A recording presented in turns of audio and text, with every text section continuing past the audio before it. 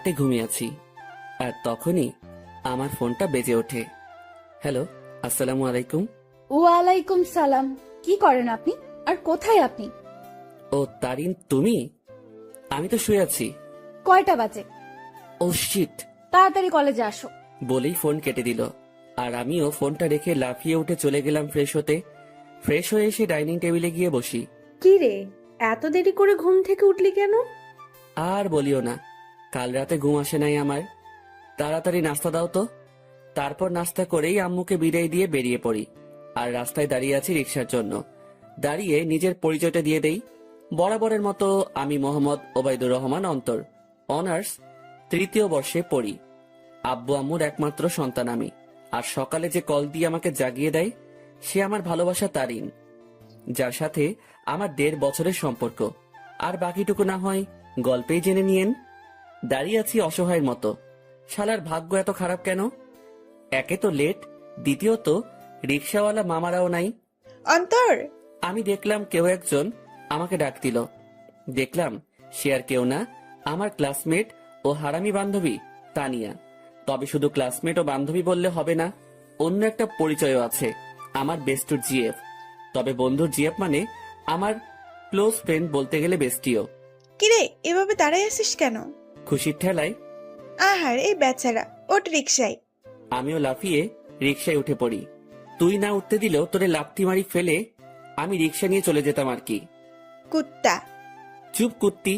আর মামা রিক্সা চালান, এতের কথা শুনে লাভ নাই। পাবনার পাগলি এতে। রিক্সা চলতেছে আপন গতিতে, আর আমরা রিক্সায় যুদ্ধ করতে ব্যস্ত। রিক্সা ঠিক আমাদের কলেজের গেটে থামে। ওই কুত্তা, ভাড়া দে।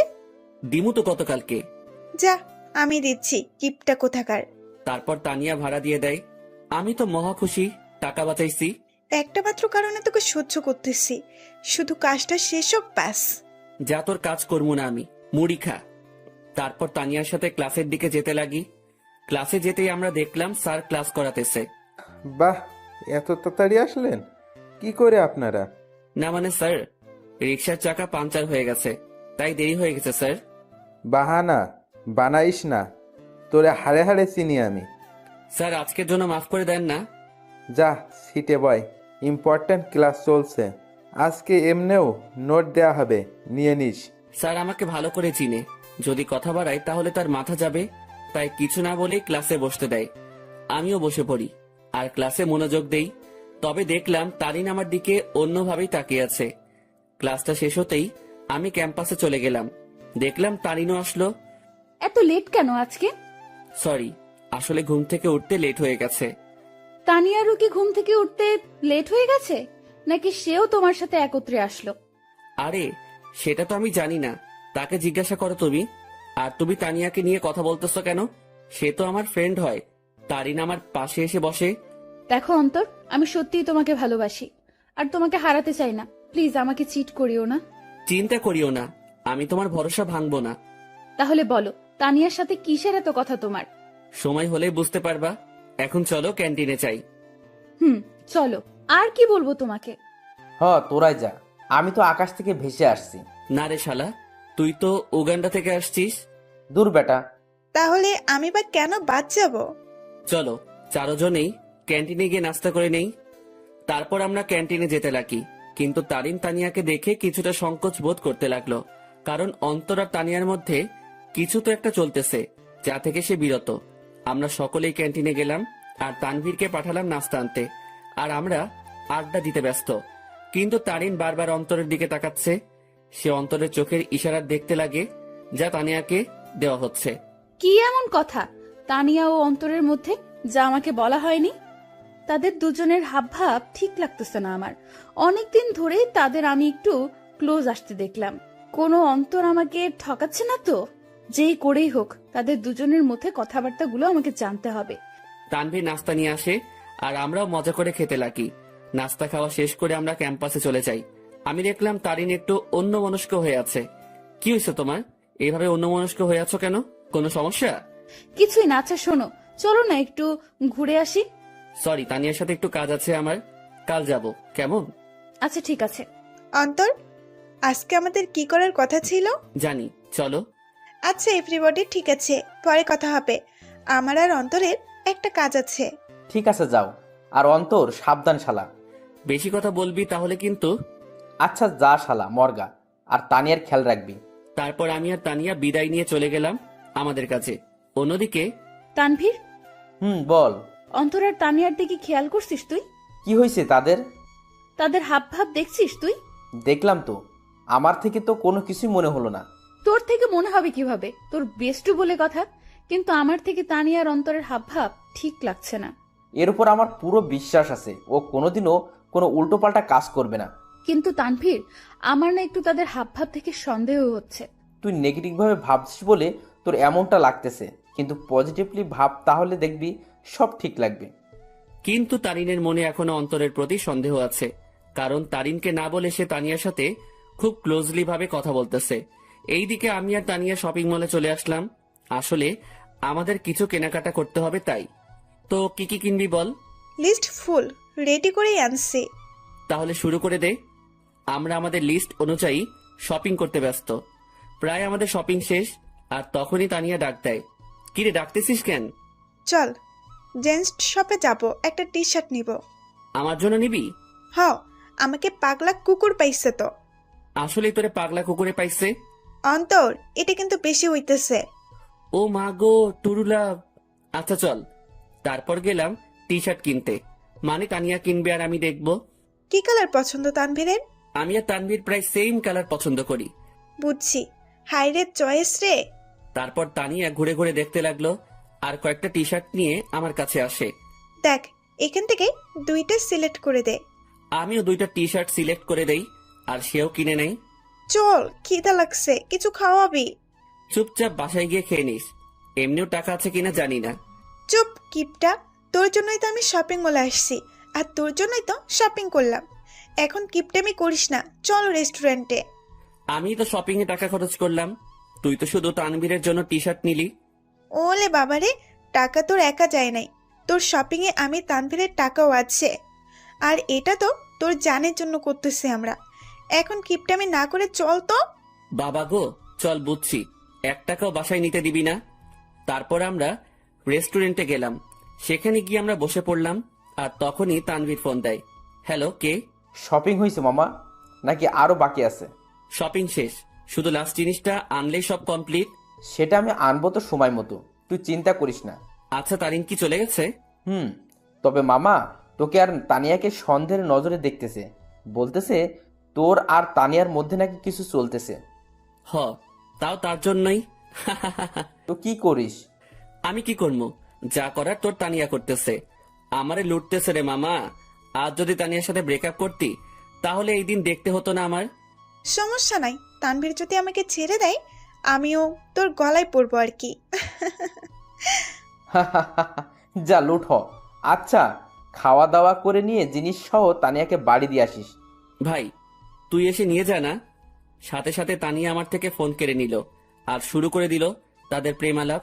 আর আমি বেচারা আমারটার জন্য মরতেছি। তানিয়া তানভীরের কথা শেষ, আর আমাদেরও খাবার চলে আসে। অন্যদিকে তারিন ও তার কিছু বান্ধবীদের নিয়ে একই রেস্টুরেন্টে আসে, যেখানে অন্তর ও তানিয়া উপস্থিত। তারিন, দেখ তো, এটা অন্তর ভাইয়া না? তারিন অন্তরকে তানিয়ার সাথে দেখে প্রায় অবাক হয়ে গেল। তারিন দেখতে লাগলো তানিয়া আর অন্তর হেসে হেসে কথা বলতেছে আর খাবার খাচ্ছে। তারিন তার মোবাইলটা বের করে অন্তরকে কল দেওয়ার জন্য। এইদিকে আমি জানি না প্ল্যান সাকসেস হবে কিনা, তবে আমি আমার কলেজাটাকে খুশি রাখতে চাই। আমরা তো সেটাই চেষ্টা করতেছি অন্তর, তুই চিন্তা করিস না। হঠাৎই আমার কলটা বেজে ওঠে, আর দেখলাম তারিন কল দিছে। আমিও রিসিভ করলাম। হ্যালো। কোথায় তুমি? আমি তো বাসায়। কেন? ও, কি করো তুমি? এই তো আছি। আর কি, মোবাইল নিয়ে। তুমি কি করো? আমিও মোবাইল নিয়ে ব্যস্ত। আচ্ছা, পরে কথা বলি, কেউ রুমের দিকে আসতেছে। Okay bye. তারপর কেটে দিল। কি বলে সে? আমি কোথায় কি করি এইসব? বাদ দে, তাড়াতাড়ি খাবার খেয়ে নে। অন্যদিকে তারিন অন্তরের মিথ্যা কথা শুনে মুখ চেপে কান্না করতে করতে বেরিয়ে যায়, সাথে তার বান্ধবীরাও। ও কেন আমার সাথে এত বড় প্রতারণা করলো? যদি আমাকে ভালো না বেসে থাকে, তাহলে কেন আমার ফিলিংস নিয়ে এইভাবে খেলা করলো সে? আমি কি ওকে ভালোবাসি নাই, নাকি আমার ভালোবাসায় কমতি ছিল? না, এর জবাব ওকে দিতেই হবে। তারিন কোনো মতে তার চোখের পানি ধরে রেখে বাড়ি চলে যায়। এইদিকে, ম্যাডাম চলেন, আজকে এমনিও অনেক কাজ আছে আমাদের। তারপর বিল মিটিয়ে তানিয়াদের বাড়ির দিকে চলে যাই। তবে তানিয়াদের পুরনো বাড়িতে যাই আমরা। তানিয়াদের পুরনো বাড়িতে আসার আগেই তানবীরকে কল দিয়ে আসতে বলে দেই, আর সে এখন উপস্থিত। সব নেওয়া হয়েছে তোর? হয়েছে, জাস্ট লাস্ট জিনিসটাই বাকি। মামা, তারিন কিন্তু তোর উপর সন্দেহ করতেছে। সে মনে করতেছে আমার কলিজার লগে তোর চলতেছে। আমাকে কি পাগলে পাইছে? এই সেমির সাথে আমার চলবো? ভাই রে ভাই, কি জিনিস রে এইটা! আমার লুটি ফেললো। ভাই, একটু দেখে শুনে রিলেশন করতে পারিস না? ওই সাবধান। ঝগড়াঝাড়ি বাদ দে, আর এইগুলো আমাদের দিয়ে বাড়ি যা, আমরা কাজ শুরু করে দিব। ওকে, নে এইগুলো, আমি গেলাম। তারপর তাদের জিনিসপত্রগুলো দিয়ে আমিও বাড়ি চলে গেলাম। কই ছিলি তুই? আসিলাম আর কি, মেসেজ দিছিলাম না, দেখো নাই? দেখছি। যা রুমে, আমি তোর জন্য চা আনতেছি। এই না হলে আমার আম্মু আমার কতই না খেয়াল রাখে, আমাকে কতই না ভালোবাসে। হাওয়া দাওয়া বন্ধ কর। আমিও রুমে চলে গেলাম, আর একটু ফ্রেশ হয়ে সেই খাটে লেটিয়ে পড়ি। আর আজকের পার্টির জন্য উত্তেজিত। আসলে প্রায় এক সপ্তাহ আগ থেকে আজকের দিনের জন্য প্ল্যান করতেছি আমি, তানবীর ও তানিয়া। কারণ আজ আমার কলিজাটার জন্মদিন, তাই চিন্তা করলাম ওর জন্য সারপ্রাইজ বার্থডে পার্টি অ্যারেঞ্জ করে তারিনকে সারপ্রাইজ দিব আমি। আমি শিওর তারিন আজকে সেই লেভেলে চমকেও যাবে, ও খুশিও হবে। কারণ আমি জানি তারিন আমাকে কতটা ভালোবাসে। আম্মু চা নিয়ে আসে। আসলে দুপুরে চা খাওয়ার অভ্যাস, তাও রং চা। কি রে, আজকে তোর চেহারায় অন্য কিছুই দেখতে পাচ্ছি আমি। কি ঘটিয়ে আসলি আবার? দূর, কই কি ঘটাইছি আমি? সত্যি করে বল, কি ঘটিয়ে আসলি তুই? তোর চেহারায় আজ অন্য কিছুই বলতেছে আমাকে। ধুর আম্মু, বললাম তো কিছুই ঘটাই নাই। যাও, কথাই বলবো না। বলিস না, আমি গেলাম। তুই তোর রং চা শেষ কর। তারপর আম্মু চলে যায়, আর আমিও রং চা শেষ করলাম। আর আজকে কি কি হবে সেটা নিয়ে ভাবতে লাগলাম। অন্যদিকে তারিন বালিশে মুখ গুজে কান্না করতে ব্যস্ত, কারণ সে অন্তরকে তানিয়ার সাথে রেস্টুরেন্টে দেখল। আর যখন সে অন্তরকে কল দেয় ও জিজ্ঞাসা করে, তখন অন্তর তাকে মিথ্যা বলে। সে অন্তরের এইসব নিয়ে ভাবতে লাগে আর চোখের পানি ফেলতে লাগে। সন্ধ্যাবেলা আমিও রেডি হয়ে নিলাম, দেখলাম তানিয়া কল দিছে। হ্যাঁ বল। কই তুই আসবি না? আমি না আসলে আমার তারিনকে কেক কে খাওয়াবে, ও লাগাবে? আচ্ছা, তানভীর কি গেছে কেক আনতে? তুই তাড়াতাড়ি আয়। বলেই কল কেটে দিল। আমিও মোবাইল আর ওয়ালেট নিয়ে বাসা থেকে বেরিয়ে পড়লাম। আমি চলে গেলাম সেই জায়গায়, সেখানে আমাদের বার্থডে পার্টি হবে। আর সেটা হলো তানিয়াদের পুরনো বাড়ি। আসলে তানিয়ার পরিবার আমাদের চিনে, আর তানিয়া ও তানভীরের বিয়েও ঠিক হয়ে আছে। কারণ তানিয়া ও তানভীরের বাসায় তাদের সম্পর্ক মেনে নেয়। আমিও দরজার কাছে গিয়ে নক দেই। কিরে, আসছিস? হ, আজকে সেই মজা হবে। আমি তো আর ওয়েট করতে পারতেছি না। ভেতরে চল তো। আমিও ভিতরে চলে যাই। অন্যদিকে তানিনের বান্ধবী নিশু দেখে অন্তর ও তানিয়ার কথাবার্তা শুনে অবাক হয়ে যায়। এটা আমি কি শুনলাম? অন্তর ভাইয়া তানিয়া আপুর সাথে উনি এত নিচু মানুষ তা আমার জানা ছিল না। আমি এখনই তারিনকে বলবো এই সব। নিশু তার মোবাইল বের করে আর তারিনকে কল দেয়। হ্যালো তারিন, শোন, কথা আছে। বলো। তারপর নিশু যা যা শোনে সব বলে। যা শুনে তারিন এবার রেগে যায়। আই জানোয়ারের বাচ্চা, আমি এবার ছাড়বো না। আমি এর শেষ দেখেই ছাড়বো। তুই সেইখানেই থাক, আমি এক্ষুনি আসতেছি। তারপর কল কেটে দেয়। আর তারিনও রেগে ঘর থেকে বের হয় অন্তরকে সাহায্য করার জন্য। তারিন ও তার বান্ধবী নিশু মিলে ঘরের দরজায় গিয়ে কান পেতে শুনে। এইদিকে আমি আর তানিয়া মিলে হলরুমে যা যা করা বাকি ছিল তা করলাম। আমিও তাড়াহুড়ো করতে গিয়ে সেখানে থাকা সোফার টেবিলের উপরে একটা বোতল ছিল, সেটা ধাক্কা খেয়ে তানিয়ার গায়ে পড়ি। আউ! সরি। এত তাড়াহুড়ার কি আছে, আস্তে আস্তে কর। ওকে। অন্যদিকে তারিন তাদের কথাগুলো শুনে মুখ চেপে কান্না করতে লাগলো। আর নিশু প্রায় অবাক হয়ে গেল এই সব শুনে। অন্তর ভাইয়া এত নিজ আর নোংরা প্রজাতির মানুষ হবে তা কল্পনাও করতে পারি না আমি। কুত্তার বাচ্চা, জানোয়ার, নরপশু, তুই তো আজকে শেষ। তারপর তারিন জোরে জোরে দরজা নক করতে লাগে। এইদিকে মনে হয় ও চলে আসছে। ওরে আমার লজ্জাপতি, এত লজ্জা পাইস না। তোর লজ্জা দেখে না লজ্জাও ইনসাল্টেড ফিল করবে। কুত্তা, তোর সাথে কি এমন দুশ্মনী করলাম, কথায় কথায় ইনসাল্ট করিস? যা, দরজা খোল। আমিও গিয়ে দরজা খুললাম। দরজা খুলে থ হয়ে গেলাম, কারণ তারিন ও নিশু উপস্থিত। তোমরা সাথে সাথে তারিন আমার কলার ধরে আমাকে ছুঁড়ে মারে ফ্লোরে।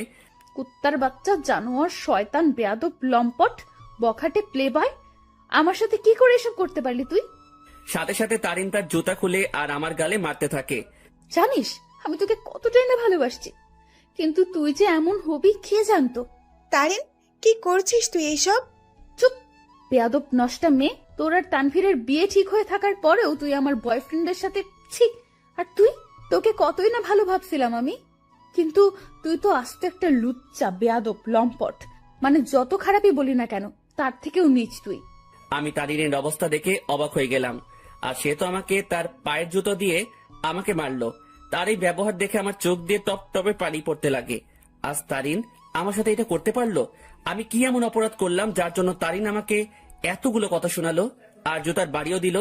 তোর যদি রুম ডেট করার এত ইচ্ছা ছিল আমাকে বলতি, কিন্তু তুই কি না। এই লুচ্চা প্লে বয়, তোর কি একটুও মনে সংকোচ বোধ করে নাই? নিজেই নিজের বেস্ট ফ্রেন্ডের হবু বউয়ের সাথে তুই। আমার তো মন ভেঙে ফেললি, কিন্তু কি করে নিজের বেস্ট ফ্রেন্ডকেও ধোকা দিলি তুই? বলেই তারিন আমাকে জুতা দিয়ে মারতে লাগলো। সি ভাইয়া, আপনি এত নিচু প্রজাতির মানুষ হবেন তা আমার জানা ছিল না। আপনি জানেন তারিন সবসময় আপনাকে নিয়ে কথা বলতো, সবসময় আপনাকে নিয়ে কতই না স্বপ্ন ছিল তার, কিন্তু আপনি কি না। সি ভাইয়া, আপনাকে দেখে আমার ঘৃণা হচ্ছে। তাদের কথাগুলো শুনে আমি চোখ দিয়ে পানি ফেলছিলাম। আজ তারিন আমাকে এইভাবে অপমান করলো। আমি তো কোনো অন্যায় করি নাই, তাহলে কি বলতেছে তারিন এইসব? সত্যি কলিজাটা ফেটে যাচ্ছে আমার।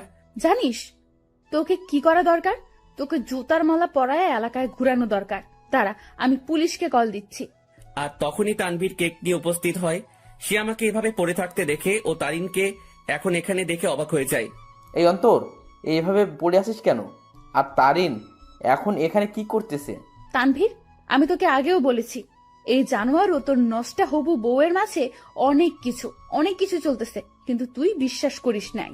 কিন্তু দেখ, আমার সন্দেহ ঠিক সত্যিই হইছে। আজ আমিও নিশু মিলে হাতে নাতে ধরছি এই দুইটাকে।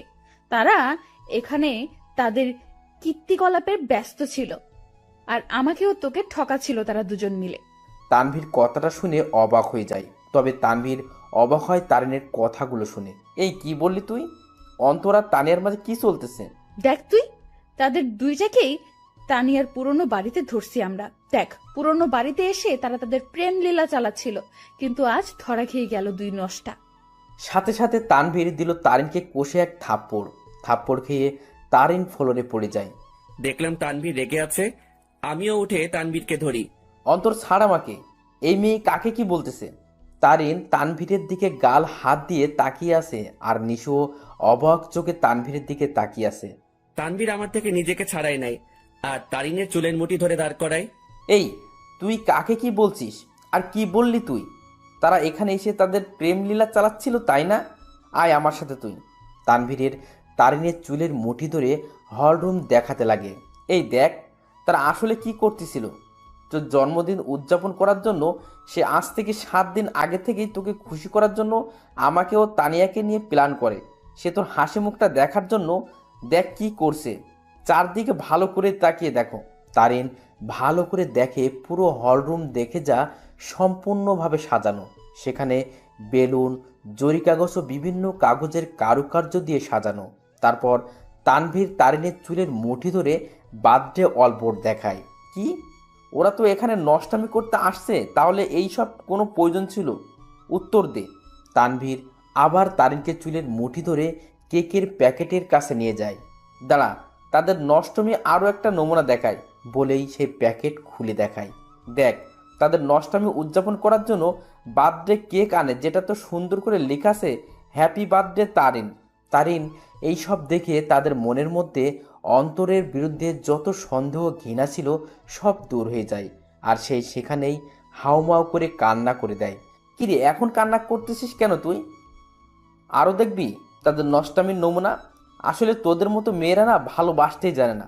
শুধু মুখে ভালোবাসি ভালোবাসি বললেই হয় না, মনে প্রাণে বিশ্বাসও করতে হয় ভালোবাসার মানুষকে।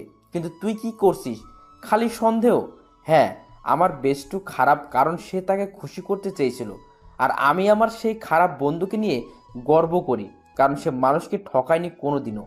সে সব সময় সবাইকে হাসি খুশি দেখতে চায়, কিন্তু আড়ালে সে নিজেই কান্না করে যেত, কিন্তু যখন তুই তার জীবনে আসছিস সে মনে করছিল সেও এখনো হাসি খুশি থাকবে, কিন্তু তুই আজকে তাকে সবচেয়ে বড় কষ্ট দিয়ে দিলি। হ্যাঁ, আমার বন্ধু জানোয়ার, কারণ সে তোকে হাসাতে চেয়েছিল, যার প্রতিদান আজ তুই দিয়ে দিলি। তানভীর, অন্তর কোথায়? নিশু, অন্তর কোথায়? নিশু চুপ হয়ে আছে। তানভীর সাথে সাথে বাইরে দৌড় দেয় অন্তরকে খোঁজার জন্য, কিন্তু অন্তরকে পায়নি সে। তারিন সেখানে কান্না করতে করতে বসে পড়ে।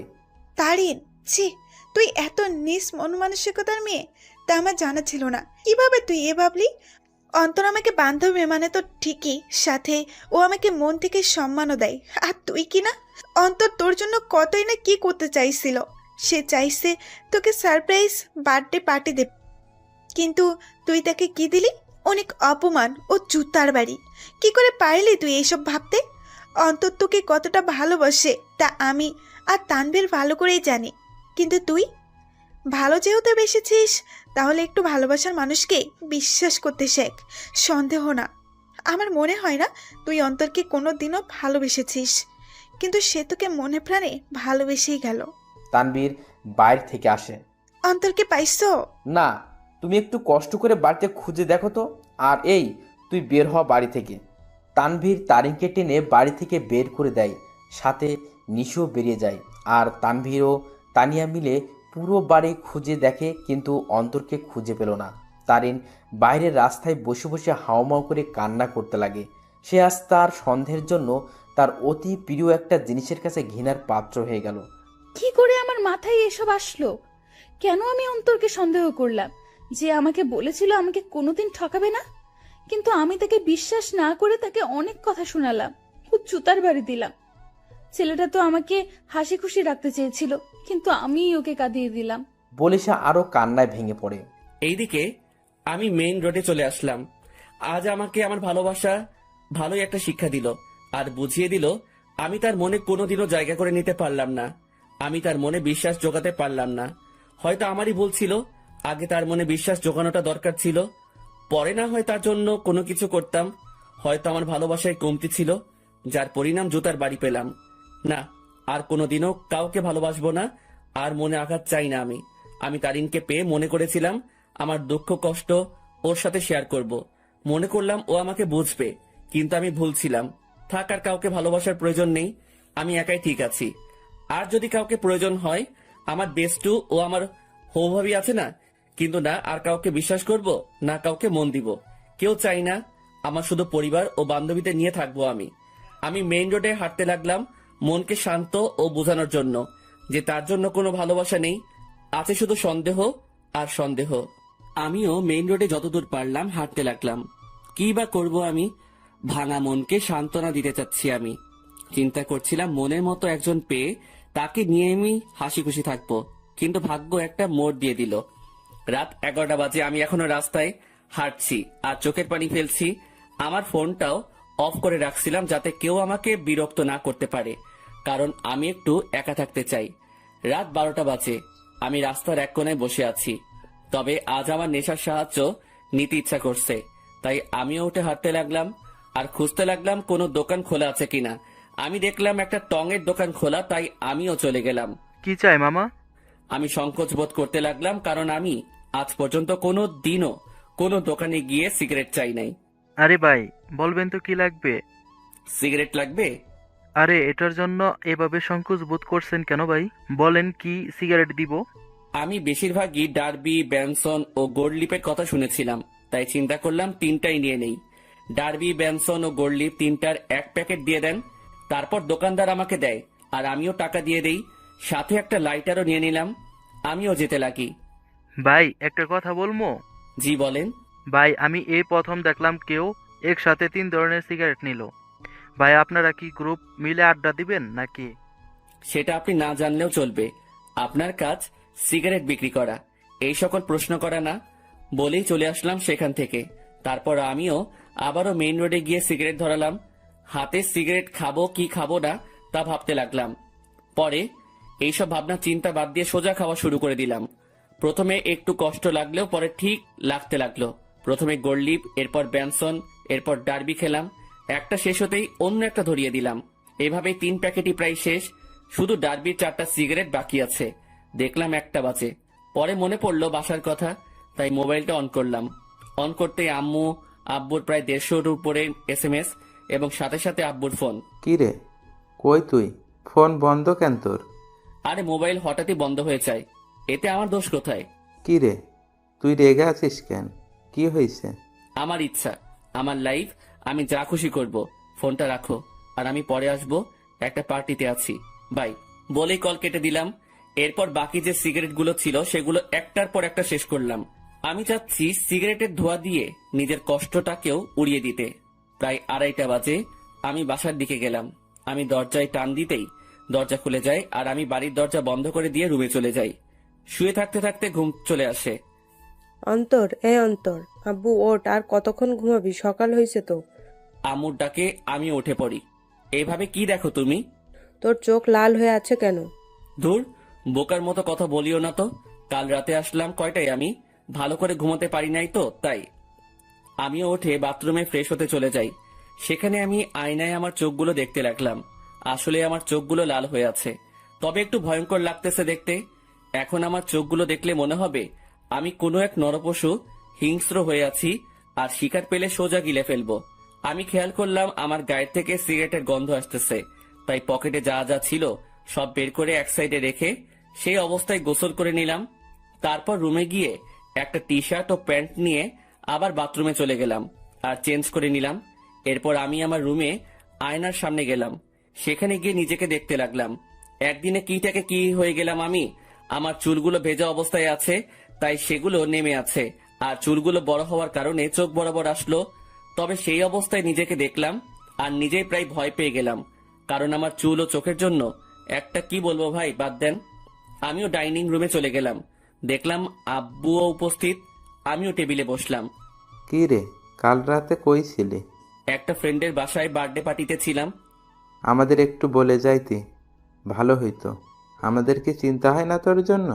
সাথে সাথে টেবিলের উপর থেকে একটা গ্লাস নিয়ে ফ্লোরে আছাড় মেরে ভেঙে ফেলি। আমাকে পাইছোটা কি তোমরা? আমি কি মেয়ে নাকি যে আমাকে নিয়ে চিন্তা হয়? যদি এতই চিন্তা হয় তাহলে কেন বাইরের দুনিয়া দেখাইছো আমাকে? ঘরে আটকায় রাখলেই হইতো। আমার অবস্থা দেখে আম্মু আব্বু দুজনেই নিস্তব্ধ হয়ে গেল, আর আমিও টেবিল থেকে উঠে সোজা রুমে চলে গেলাম। তখন মনে পড়লো ফোনের কথা।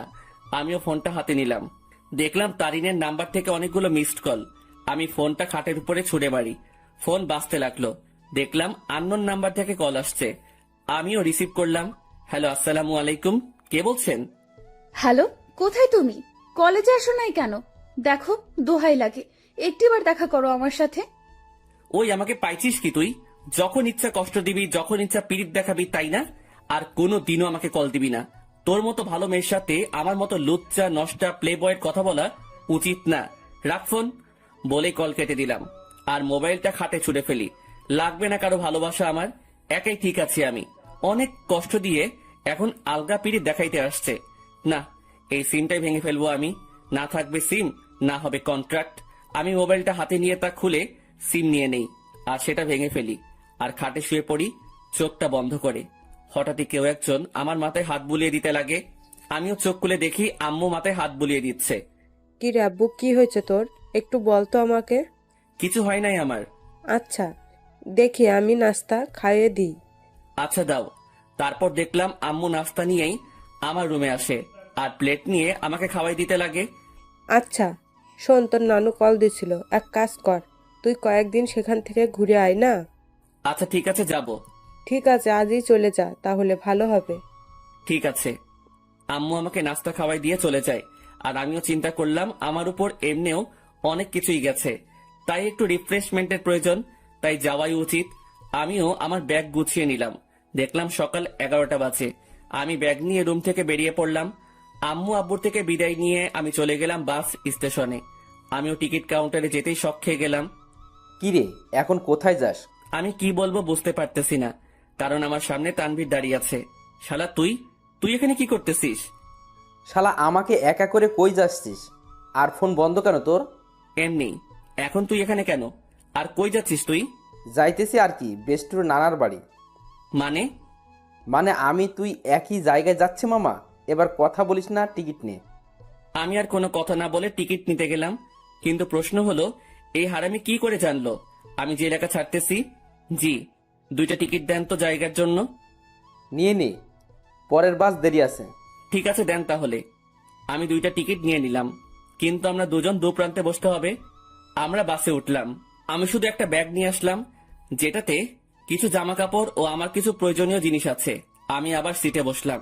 যাক ভালোই, আমাকে জানালার পাশ দেওয়া হয়েছে। এবার প্রকৃতি উপভোগ করতে করতে নানার বাড়ি যাওয়া যাবে। আমি দেখলাম তানভীর, আমি যে শাড়িতে বসলাম সে আমার বাম পাশে শাড়ির আমার সিট বরাবর 3 সিট পর তার সিট। আমি সিটে বসে আছি আর বাস ছাড়ার অপেক্ষা করতেছি। আমি জানালা দিয়ে বাহিরে দেখতে লাগি। এক্সকিউজ মি, এটা আমার সিট, আমি কি এখানে বসতে পারি? আমি কথা শুনে সাথে সাথে তাকালাম। দেখলাম একটা কালো বোরকা পরা একটা মেয়ে এই কথা বলল। কোনটা আপনার সিট? জি, আপনার পাশের সিট আমার। আমি কি এখানে বসতে পারি? পড়ে গেলাম মুসিবতে। আমি কিনা সিট পেলাম, তাও একটা মেয়ের পাশের সিট। হয়তো অনেক ছেলে এই জিনিসটাকে তাদের জন্য সৌভাগ্য মনে করে, কিন্তু আমার জন্য এইসব দুর্ভাগ্য। কারণ আমি অন্য ছেলেগুলোর মতো মেয়ে পাগল না। তবে হ্যাঁ, একজনকে নিয়ে স্বপ্ন দেখেছিলাম, কিন্তু থাক, সে অতীতকে মনে না করাই ভালো। সেটা জাস্ট আমার জন্য একটা দুঃস্বপ্ন ছিল। এই যে মিস্টার, এখন কি বসতে দিবেন? আজব তো, আপনার সিট, আপনি বসবেন, এটা নিয়ে তো মাথা খাওয়ার কি আছে? বসেন আপনার সিটে। তারপর মেয়েটা আমার পাশের সিটে বসে পড়ে। তবে আমার একটু আনইজি লাগতেছে। আমি তানভীরকে দেখতে লাগলাম। তানভীরের সাথেও একটা বোরকা পরা মেয়ে বসছে, আর সে তো পিড়িতিরে আলাপ করতে ব্যস্ত। আপু, একটা কথা বলি, কিছু মনে করিয়েন না। আপনি যদি আমার বন্ধুর সিটে গিয়ে বসতেন তাহলে একটু ভালো হতো। সরি, পারবো না। আমি আমার সিট ছাড়া অন্য কোথাও বসি না, এটা সম্ভব না। বাপরে বাপ, কি জিনিস রে ভাই! একটা ছেলে পাশে বসছে, আমি ছেলে হয়েও তার জন্য একটু সুবিধার জন্য কথা বললাম, আর সেই কিনা গাড়ি স্টার্ট করলো। গাড়ি চলতে লাগলো আপন শক্তিতে, আর আমিও জানালার বাহিরে তাকিয়ে প্রকৃতি উপভোগ করতে ব্যস্ত। আচ্ছা, যদি কিছু মনে না করেন, আমাকে কি জানালার সিটটা দিবেন? আমি এই দেওয়া নেওয়া বন্ধ করে দিছি। যেটা নিজের সেটাকে নিয়েই থাকি, আর আমার জানালার সিট পড়ছে, তাই আমি এখানে থাকবো। দিবেন না ভালো কথা, এত অ্যাটিটিউড দেখাচ্ছেন কেন? আমার অ্যাটিটিউড বেশি, তাই দেখাচ্ছি। নাও প্লিজ সাইলেন্ট। কিছুক্ষণ নীরবভাবে বসে বসে বাহিরের প্রকৃতি দেখতে লাগলাম, আর প্রকৃতির বাজেও হারিয়ে যেতে লাগি। আর তখনই তারিনের মিষ্টি হাসিটি মনে চলে আসলো। সাথে সাথে আমি প্রকৃতি থেকে আমার মনোযোগ সরিয়ে নিলাম। কি হলো, শখ খেলেন নাকি? আমি কিছুই না বলে আমার পকেট থেকে মোবাইল আর ইয়ারফোনটা বের করে কানে লাগিয়ে দিলাম, আর গান শুনতে লাগলাম। কিছুক্ষণ গানের মধ্যে মগ্ন ছিলাম আমি, আর তখনই পাশ থেকে খোঁচা দেয়। সমস্যা কি? গান শুনছিলেন? না তো, ব্যাডমিন্টন খেলছিলাম। এত রাগ আর কি আছে? আপু, আপনার সমস্যাটা কি বলবেন? কোনো সমস্যা নেই। আচ্ছা, আপনি কি রোমান্টিক গান শুনছিলেন? বুঝছি। আপু আসেন আপনি জানালার সিটে। মেয়েটাও খুশি হয়ে জানালার সিটে বসে, আর আমি পারতেছি না যে এখনই বাস থেকে নেমে যেতে। মেজাজটা খারাপ আগে থেকেই, আমার এখন আরো খারাপ করে দিল। আমি তানবীরকে দেখলাম শালা মেয়ের সাথে পিরিতির আলাপ করতেছে। হয়তো শালা ভুলেই গেছে তার বিয়েও ঠিক হয়ে আছে। আমি তানভীরকে ডাক দিলাম। তানভীর সিট থেকে আসে, কোনো মতে দাঁড়ায়। মেয়ে পেয়ে তো ভালোই কাজ চালাচ্ছিস, শালা ভুলে গেছিস তোর বিয়ে ঠিক হয়ে আছে? নাকি তানিয়ারে কল দিয়ে বলমু? আরে দোস্ত, মেয়েটা অনেক ফ্রেন্ডলি বিহেভ করে ভাই, অনেক হাসি আড্ডাও করে, তাই আর কি একটু। আমিও তানিয়ারে কল দিয়ে একটু। না না, কল দিস না দোস্ত, না হলে সব শেষ হয়ে যাবে বেটা। হোক শালা, সব শেষ। তোর পাশেও তো একটা মেয়ে, তার সাথে তুইও ফ্ল্যাট কর, কে বারণ করলো তোরে? সেটাই তো সমস্যা। এক কাজ কর, তোর পাশের মেয়েটাকে এখানে পাঠাই দে কষ্ট করে, না হলে। এই যে মিস্টার, মেয়েদের পাশে বসলে সমস্যা কোথায়? এলার্জি আছে আমার। এবার কথা বলিয়ে না, একদম চুপ থাকেন। আচ্ছা দোস্ত, আমি পাঠাচ্ছি। তারপর তানভীর চলে গেল, আর তানভীরের পাশের মেয়েটা আসে। আমি ওনাকে সিটটা দিয়ে আমি তানভীরের পাশে বসে পড়ি, আর সেখানে কানে ইয়ারফোন লাগিয়ে গান শুনতে লাগি। বাস বিরতির জন্য থামলো। তানভীর চল, একটু ফ্রেশ হয়ে নেই, আর কিছু খেয়ে নেই। চল। তারপর আমরা বাস থেকে নামলাম, আর একটু হালকা হয়ে নিলাম। তারপর দুজনেই খাবার খেয়ে নিলাম। তবে টেবিল থেকে উঠতেই ঠিক আমার পিছন বরাবর টেবিলে সেই 2টা মেয়ে উপস্থিত। আমি তাদের দেখেও না দেখার ভান করে চলে গেলাম হাত ধুতে। তারপর হাত ধোয়া আমি তানভীরের কাছে গেলাম। তুই খা, আমি বিল দিয়ে দেই। না, বিল দিস না, আমি দিব। তুই কেন দিবি? তুই আমার সাথে আসছিস, তাই তোর বিল আমি দিব। মামা বেইমানি হবে কিন্তু। যা যা, তুই দে। এমনিও কিপটা তুই। দেশালা। তারপর তানবীর খেয়ে বিল দিল আর কিছু খাবার নিয়ে নিল। আমরা বাসে উঠে যাই আর আমাদের আসার পরেই সেই মেয়ে দুইটাও আসে। কিছুক্ষণ পরে বাসটা ছেড়ে দেয় আর আমিও কানে ইয়ারফোন দিয়ে গান শুনতে লাগি। প্রায় 2.5 ঘন্টা পরে আমরা আমাদের গন্তব্যে পৌঁছে যাই। আমরা বাস থেকে নামি আমাদের ব্যাগ নিয়ে। কিছুক্ষণ পরেও দেখলাম সেই মেয়েগুলো। আমি তাদের দেখেও না দেখার ভান করে আমি মোবাইলটা বের করলাম আর মামাকে ফোন দিলাম। হ্যালো মামা, কই তুমি? আরে আমি সিএনজি স্টেশনের সামনে। আর তানভীরকে দিয়ে মামার কাছে চলে গেলাম। মামা আমাকে দেখে জড়িয়ে ধরে। কেমন আছিস অন্তর? ভালোই আছি। তোমাকে কয়বার বললাম আমার জন্য গ্রামের একটা সুন্দরী খুঁজতে, যাতে বিয়ে করতে পারি?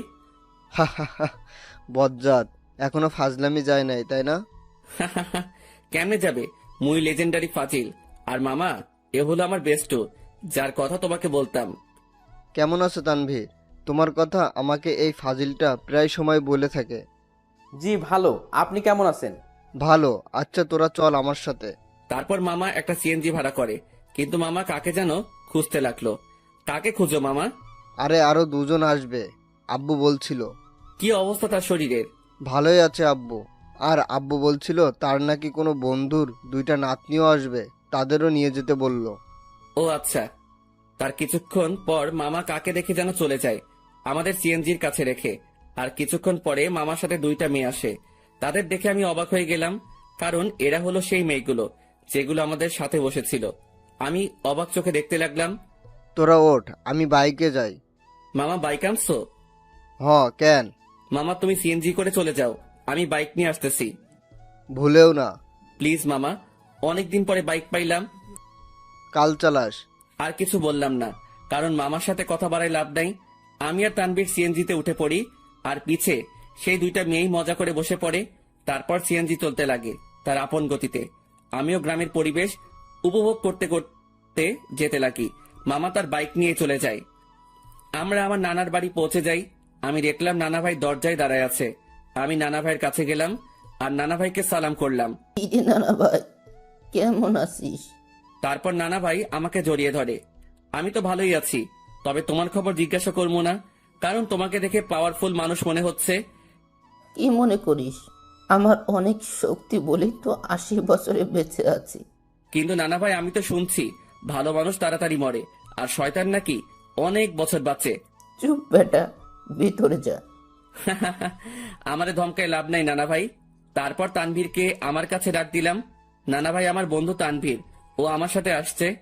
আসসালামু আলাইকুম। ওয়ালাইকুম আসসালাম। আমার বজ্জাত নাতিটা আমাকে নানা ভাইকে ডাকে, তুমিও আমাকে নানা ভাই ডাকতে পারো। জি আচ্ছা। মানিক, অন্তর তোর বন্ধুকে তাদের রুম দেখিয়ে দে। আচ্ছা আব্বু, তোরা আয় আমার সাথে।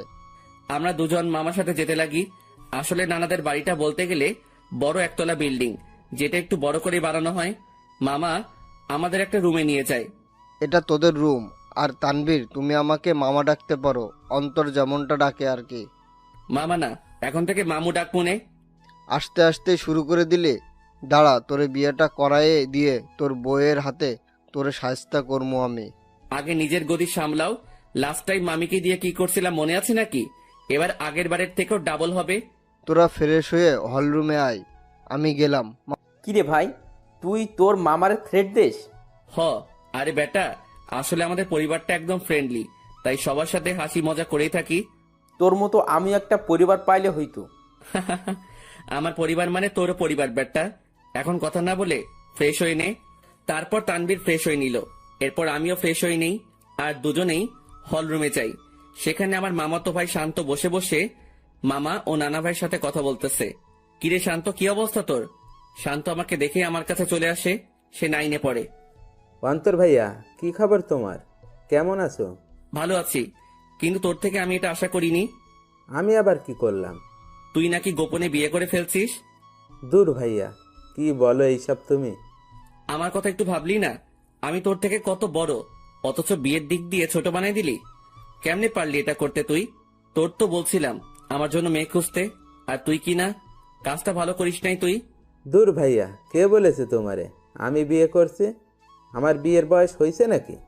আজকালকার পোলাপানগুলো বিশ্বাস নাই, বড় ভাইরে রেখে তারাই গোপনে কাজ সেরে ফেলে। আল্লাহ কোন যুগে আনলা তুমি আমারে?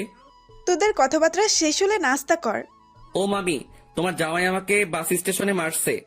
নাউজুবিল্লাহ, কিরে বেটা, আমি তোরে কই মারলাম? এই, তুমি অন্তরের গায়ে হাত দিছো? অন্তর আসতে না আসতেই কি মামারে এভাবে মারবি নাকি? তোর জ্বালায় আর বাঁচবো না আমি। আব্বুরে আগেই বলছিলাম এই শয়তানটা যদি আসে আগেই আমাকে বলে দিতে, যাতে বনবাসে ভাগতে পারে। মামার কথা শুনে সবাই হেসে দিল। নানা ভাই, নানু কই? কি আমার উপর রাগ নাকি নানু? হ্যাঁ, তার আদরের ছেলেরে কষ্ট দিবি আর সেই মনে হয় তোরে এমনি এমনি ছাড়ি দিব? কিছু মনে হয় বলতে হবে। তো নানু তার রুমে, আসলে শরীর একটু অসুস্থ তো, তাই রুম থেকে কম বের হয়। আচ্ছা, তাহলে আমি দেখা করে আসি। তারপর আমি নানু রুমের দিকে যেতে লাগি। নানু রুমের দিকে যেতেই আমি কিছু কথাবার্তা শুনতে পেলাম। নানু, আমি অনেক বড় ভুল করে ফেলেছি নানু। এখন ও আমাকে দুই চোখেই দেখতে পারে না। তুমি চিন্তা করিও না, আমাকে নানু ডাকছো না, আমি সব সামলে নিব, তুমি কান্না থামাও। আমি বুঝতে পারলাম নানু রুমে অন্য কোনো মহিলা বা মেয়ে আছে, তবুও এটা ফ্যাক্ট না আমার জন্য। আমি যেহেতু আসছি তাই দেখা করবই, কারণ নানু আমাকে ইগনোর করবে না। তার কাছে আমি আগে, বাকি সবাই পরে। নানু, দরজা খুলে চাই। আর দেখলাম নানু দরজা খুলে নানু আমাকে জড়িয়ে ধরে। কেমন আছো নানু? ভালো, তুই কেমন আছিস? আমি তো ভালোই। আয় ভিতরে আয়। আমি নানুর সাথে ভিতরে গেলাম। আমি ভিতরে যেতেই দেখলাম আমাদের সাথে বোরকা পরা যে দুইটা মেয়ে আসছিল তারা রুমে উপস্থিত। নানু ভাই, বয় তুই। বোরকা পরা দুটো মেয়ে বলল, আচ্ছা নানু, আমরা যাই, পরে কথা বলবো আপনার সাথে। ঠিক আছে, যাও, আর চিন্তা করিও না, আমি সামলে নেব, কান্না করিও না, কেমন? তারপর রুমে থাকা দুইটা মেয়েই চলে যায়। নানু মেয়েগুলোকে আর কান্নাকাটি করতেছিল কেন? আর বলিস না, একটু পারিবারিক সমস্যা, তাই আর কি। তো নানু ভাই, অবশেষে তোকে দেখলাম আমি, এবার শান্তিতেই মরতে পারবো আমি। নানু, কি উল্টাপাল্টা কথা বলো তুমি? এই সব বলা বাদ দাও তো। আচ্ছা নানু ভাই, বাদ দিলাম, এখন এটা বল, কেমন আছিস? আমি তো ভালোই আছি। তা তো দেখতেই পারতেছি, মনে অনেক কষ্ট নিয়ে সকলের সামনে ভালো আছিস দেখছি। মানে? কিছু না, বাদ দে। আমি নানুর সাথে নানুর রুমেই অনেকক্ষণ যাবৎ কথা বলি। অন্তর, একটা কথা শোন। জি নানু, বলো। মানুষ মাত্রই ভুল, তাই ভুল করবে, তাই বলে তাকে ক্ষমা করে দেওয়াই ভালো। কথাটা ঠিক বুঝলাম না নানু। আচ্ছা থাক, যা, রাত হইছে, খাবার খেয়ে নে। তুমি খাবা না? খাবো তো, তবে তোর মামি, আমি আর বাসায় আরো দুজন মেহমান আসছে, তাদের সাথে খাবো আর কি। আচ্ছা ঠিক আছে। তারপর আমি নানুর রুম থেকে চলে যাই আর হল রুমে যাই। সেখানে দেখি নানা ভাই, মামা ও তানভীর কথা বলতেছে। ভালোই তো, বহুত ভালো আলাপ চলতেছে মনে হয়। আমাকে দেখেই তারা হতাশ হয়ে যায়। বুঝলাম না কেন। আজব তো, এইভাবে কি দেখো? আমি কি ভূত নাকি? ভূতের চেয়ে কম নাকি তুই? এই মামু, মেজাজ খারাপ কইরো না, না হলে কিন্তু। কি করবি তুই? গ্রামের একটা মাইয়ারে কিডন্যাপ করে বিয়ে করে চলে আসমো। আমার কথা শুনে সকলেই হাসতে লাগে, তবে আমিও উপর দিয়ে হাসতে লাগি, কিন্তু ভিতর দিয়ে থাক বাদ দেই এইসব। আমার জন্য কি অন্যদের হাসি ঠাট্টা বন্ধ করব নাকি? মামি আমাদের খাবারের জন্য ডাক দিল আর আমরাও চলে গেলাম খাবার খেতে। ভাই, শীতকাল, গায়ে আমার কোট আছে, তারপরেও একটু শীত লাগছে। রাতের খাবার খেয়ে নিলাম আমরা। আমিও চিন্তা করলাম রাতের বেলা একা একা হাঁটার। আমি আস্তে করে বাহিরের দিকে যেতে লাগি। কিরে, চোরের মতো কই যাস? যা শালা, ধরা খেয়ে গেলাম। না মানে একটু বাহিরে যাব মামা। অন্তর, বাইরে প্রচুর ঠান্ডা। অসুবিধা নাই, একটু যাই, চলে আসবো তো। ঠিক আছে যা, তবে দরজা লাগিয়ে দিবি। তুই দরজার কাছে আসলে আমাকে একটা কল দিস, আর তানবীরকে নিবি। না মামা, তানভীর এমনিও জার্নি করে আসছে, ক্লান্ত সে, তাই তাকে না নেওয়াই ভালো। আমি মামার সাথে কথা বলেই বাহিরে চলে আসি আর পকেট থেকে মাস্কটা বের করে পরে নেই আর কোটটাও মাথায় দিয়ে দেই। আমি হাঁটতে লাগলাম আর হাঁটতে হাঁটতে একটা দোকানের কাছে চলে গেলাম। আর সেখানে যেতেই মাথায় আসলো সিগারেটের কথা। মুখে মাস্ক আর হুডি, আর সেই অবস্থায় দোকানে চলে গেলাম। আরেক প্যাকেট ডার্বি নিয়ে নেই, সাথে ম্যাচও। আমিও চলে যাই এক নির্জন জায়গায়, মানে বলতে গেলে পুকুর পাড়। সেখানে পাড়ে বসার জায়গা আছে আর আমিও সেখানে বসে পড়ি আর সিগারেট টানতে লাগি। সিগারেটের ধোঁয়ার আমি আমার কষ্টগুলোকে উড়িয়ে দিচ্ছি। একজনকে মনে প্রাণে খুব ভালোবাসছিলাম, যার প্রতিদান জুতার বাড়ি পাইছি। একেবারে ভালো মতেও শিক্ষা হয়েছে আমার, আর কোনো দিনও ভালোবাসার দিকে যাব না। একাই ঠিক আছি আমি, না কারো টেনশন, না কাউকে হারানোর ভয় আমার। আমি পুকুর পাড়ে বসে বসে 2টা সিগারেট খাইলাম। আসলে পরিবেশটা আমার খুব ভালো লাগতেছে, কারণ চাঁদ রাত, আবার পুকুর পাড়ে, সেখানে পরিবেশটা খুবই দারুণ লাগতেছিল আমার। কিছুক্ষণ সেখানে সময় কাটিয়ে আমি বাড়ি চলে গেলাম। বাড়ির কাছে যেতেই মামাকে কল দিলাম আর মামাও দরজা খুলে দেয় আর আমি আমার রুমে চলে যাই। দেখি তানভীর ঘুম। আমিও আমার মোবাইলটা চার্জ দিয়ে ব্যাগে সিগারেট ও ম্যাচ ঢুকিয়ে রাখি আর গায়ে কম্বল দিয়ে ঘুম। সকালবেলা অন্তর ভাইয়া, এই ভাইয়া উঠো না কেন, সকাল হয়েছে তো ভাইয়া। আমিও উঠে পড়ি আর দেখলাম শান্ত আমাকে ডাকতে লাগলো। সকাল হয়েছে ভাইয়া, আম্মু নাস্তা রেডি করতেছে। তুই যা, আমি ফ্রেশ হয়ে আসতেছি। আর তানভীর কই? ভাইয়া তো আব্বু ও দাদুর সাথে কথা বলতেছে। তারপর শান্ত চলে গেল। আমিও উঠে পড়ি।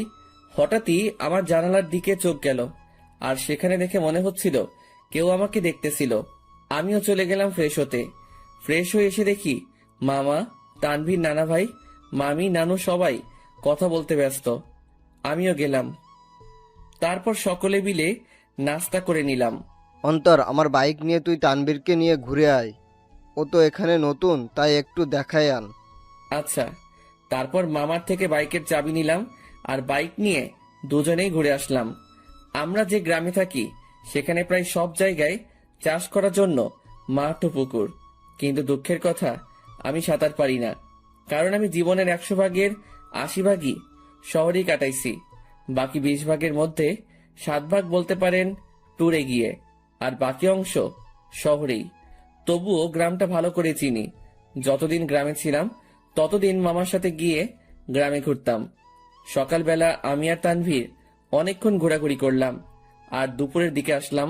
বাইকটা রেখে বাড়িতে ঢুকলাম আর দেখলাম নানা ভাই, নানু, মামা, মামি ও সেই 2টা মেয়েও আছে আর তারা কথা বলতেছে। কিন্তু আজব ব্যাপার হলো, এরা বাড়িতেও হিজাব করে রাখছে। ঘোরা শেষ? মোটামুটি। আমি রুমে চলে যাই, কিন্তু বারবার সেই মেয়েগুলোর প্রতি কেন যে আকর্ষণ লাগতেছে কে জানে। তবে ইচ্ছা তো করতেছে হুজুরনিগুলোর চেহারা দেখতে, কিন্তু ডাইরেক্ট বলা তো মুসিবত, থাক পরে সেটা ব্যবস্থা হবে আর কি। আমি রুমে গিয়ে ব্যাগ থেকে কিছু কাপড় বাহির করলাম আর চিন্তা করলাম গোসল করব, কিন্তু মনে পড়লো এখানে তো পানির হিটার নাই যে ডাইরেক্ট বাথরুমে যাবো, সুইচটা ক্লিক করবো আর গরম পানি পামো। পড়লাম আরেক মুসিবতে। কেমনটা লাগে, ধুর, মামিকে বলবো গরম পানি করে দিতে। আমি যখনই রুম থেকে বের হব তার আগেই মামি উপস্থিত উইথ গরম পানি। এই না হলে আমার মামি আমার কখন কি লাগে তা তুমিও আম্মুর মতোই জেনে যাও। আমিও তো তোর আরাক আম্মু, এখন যা গোসল করতে, আমি পানি দিয়ে গেলাম। থ্যাংক ইউ মামি, আই লাভ ইউ বলতাম, কিন্তু মামা শুনলে হার্ট অ্যাটাক করব। যা ফাজিল। মামি চলে গেল আর আমিও মনের সুখে লুঙ্গি আর তোয়ালে নিয়ে চলে গেলাম গোসল করতে। গোসল শেষ করতেই আমিও রুমে আসলাম। লুঙ্গি পরা আছে, বলা যায় না কখন কোথায় খুলে যায়।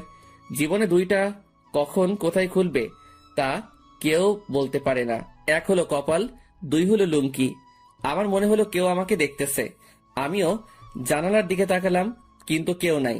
ভাই, বলা যায় না কখন কে এসে দাঁড়ায় থাকে, তাই প্যান্ট আর টি শার্ট বাথরুমে চলে গেলাম আর সেখান থেকে চেঞ্জ করে আসলাম। আমি রুম থেকে বের হতেই এক হুজুরনি আমার সামনে এসে পড়ে। আমিও এড়িয়ে চলে যেতে লাগি আর বাহিরে বাড়ির আঙিনায় রোদের মধ্যে দাঁড়ায় অনেক ঠান্ডা লাগতেছিল ভাই। বিশ্বাস করেন, শীতকালে শরীর ভিজা অবস্থায় কেউ গায়ে একটা ফু দেয় না, তা ব্রেকআপের চেয়ে কষ্টকর লাগে।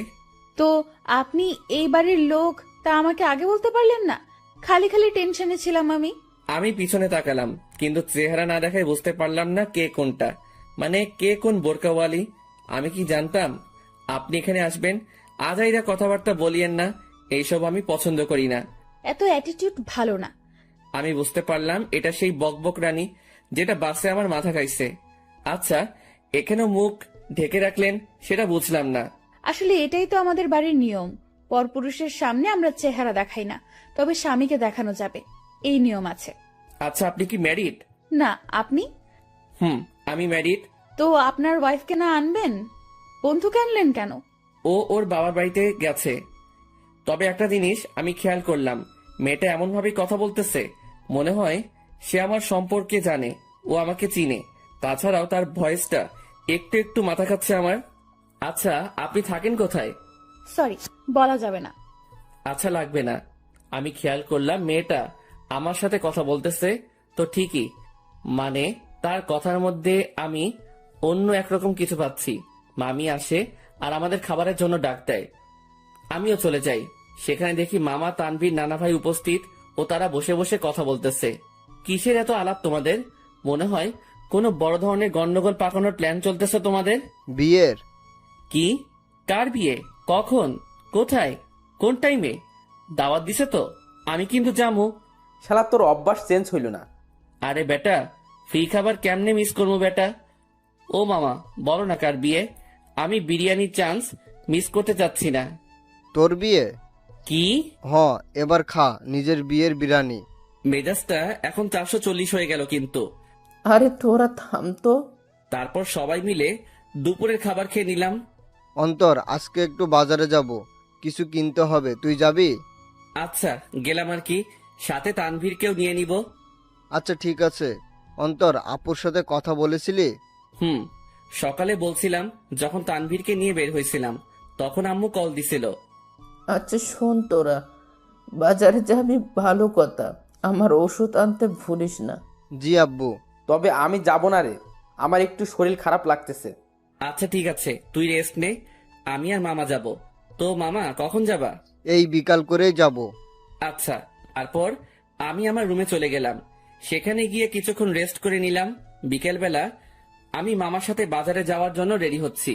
আসলে কোট নিয়ে নিচ্ছি, যাতে যদি আসতে দেরি হলেও ঠান্ডা সহ্য করতে না হয়। মামা বাইক নিয়ে দাঁড়ায় আছে, আমি বাইকে বসলাম। কিরে, বাইক চালাবি? না মামা, তুমি চালাও। তারপর মামা বাইক চালাতে লাগে আর আমিও বাইকে বসে আছি।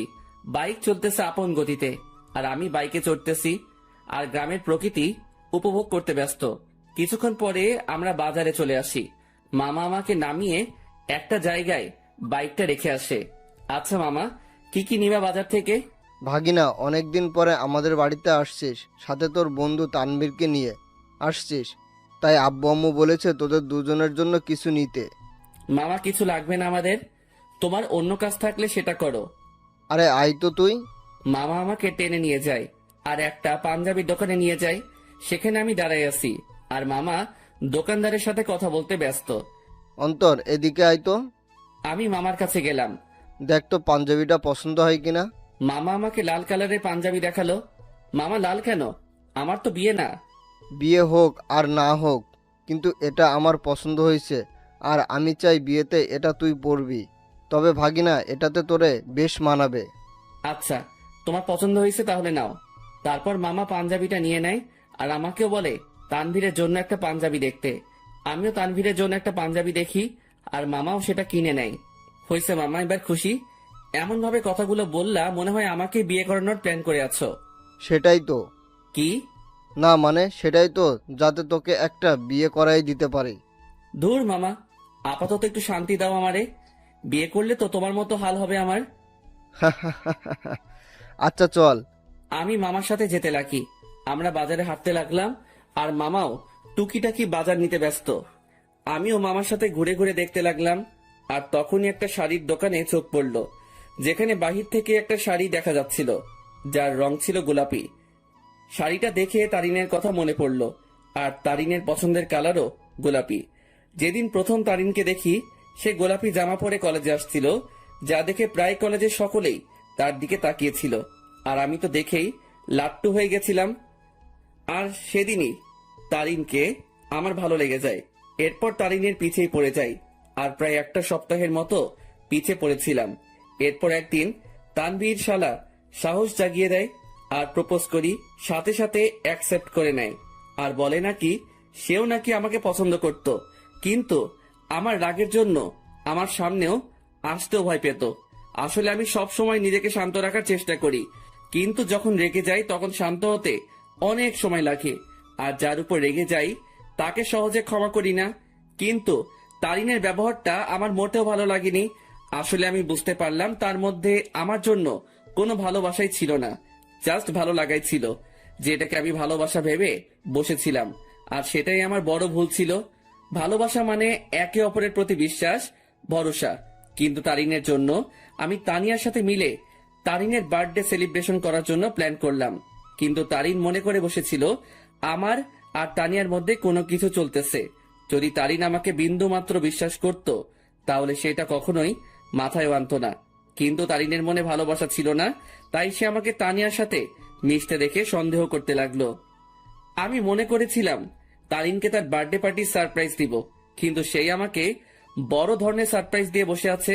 তার জন্য আমি একটা সপ্তাহ শান্তিতে ঘুমাতে পারি নাই, কারণ আমি তারিনের জন্য তার পছন্দের জিনিসগুলো কিনতে আনতে ব্যস্ত।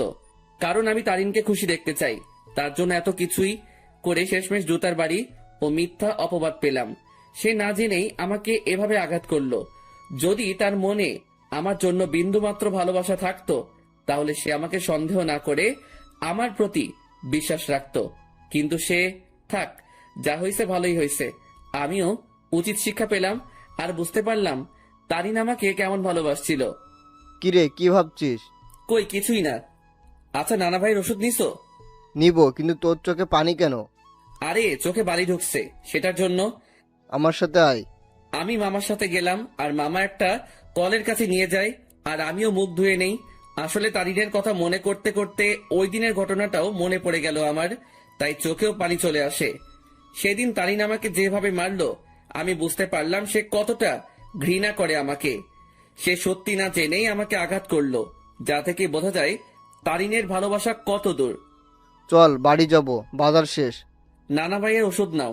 মামা চলে গেল ওষুধ নিতে আর আমাকে বাজারের ব্যাগ ও পাঞ্জাবির প্যাকেটগুলো দিয়ে গেল। আমিও সেগুলো নিয়ে বাইকের কাছে চলে গেলাম। আজ তারিনের কথা মনে পড়তে লাগলো, কিন্তু তাকে এখন আমি ঘৃণা করি। তার ভালোবাসার রূপ দেখলাম ভালো করেই। জানি না কোথায় আছে সে, কি করতেছে। দূর, এর কথা কেন ভাবতে লাগলাম? সে যেখানে থাক ভালো থাক, মোট কথা আমার থেকে দূরে থাকলেই ভালো। আমার আশেপাশেও যাতে এই মেয়েটাকে যেন না দেখি আমি। মামা ওষুধ নিয়ে আসে, তারপর মামা বাইক নেয় আর আমিও বসে পড়ি ব্যাগ নিয়ে। তারপর আমরা বাড়ি ফিরি। আমি ব্যাগগুলো ডাইনিং টেবিলে রেখে আমার রুমে চলে যাই। সেখানে বসে বসে আমিও মোবাইল নিয়ে ব্যস্ত, কিন্তু তানভীর রুমে ছিল না। শালা ঠান্ডার মধ্যে গেল কই? কিছুক্ষণ পরে মামি আসে আর নাস্তার জন্য যেতে বলে। আমিও মোবাইল চার্জে লাগিয়ে নাস্তা করতে চলে যাই। দেখলাম তানভীর উপস্থিত আর সে মামা ও নানা ভাইয়ের সাথে কথা বলতেছে। কিরে তানভীর, কই ছিলি তুই? আরে এমনি একটু বের হলাম আর কি। তারপর নাস্তা করি আর রুমে চলে যাই। সেখানে তানভীরও আসে। তোর নাম্বার বন্ধ কেন? কি বলিস? নাম্বার বন্ধ? কোনটা? কেন, শেষে 86 ওইটা? ও ওইটা? ওইটা তো নষ্ট হয়ে গেছে। নষ্ট হয়েছে নাকি তুই নষ্ট করছিস? আমি করছি।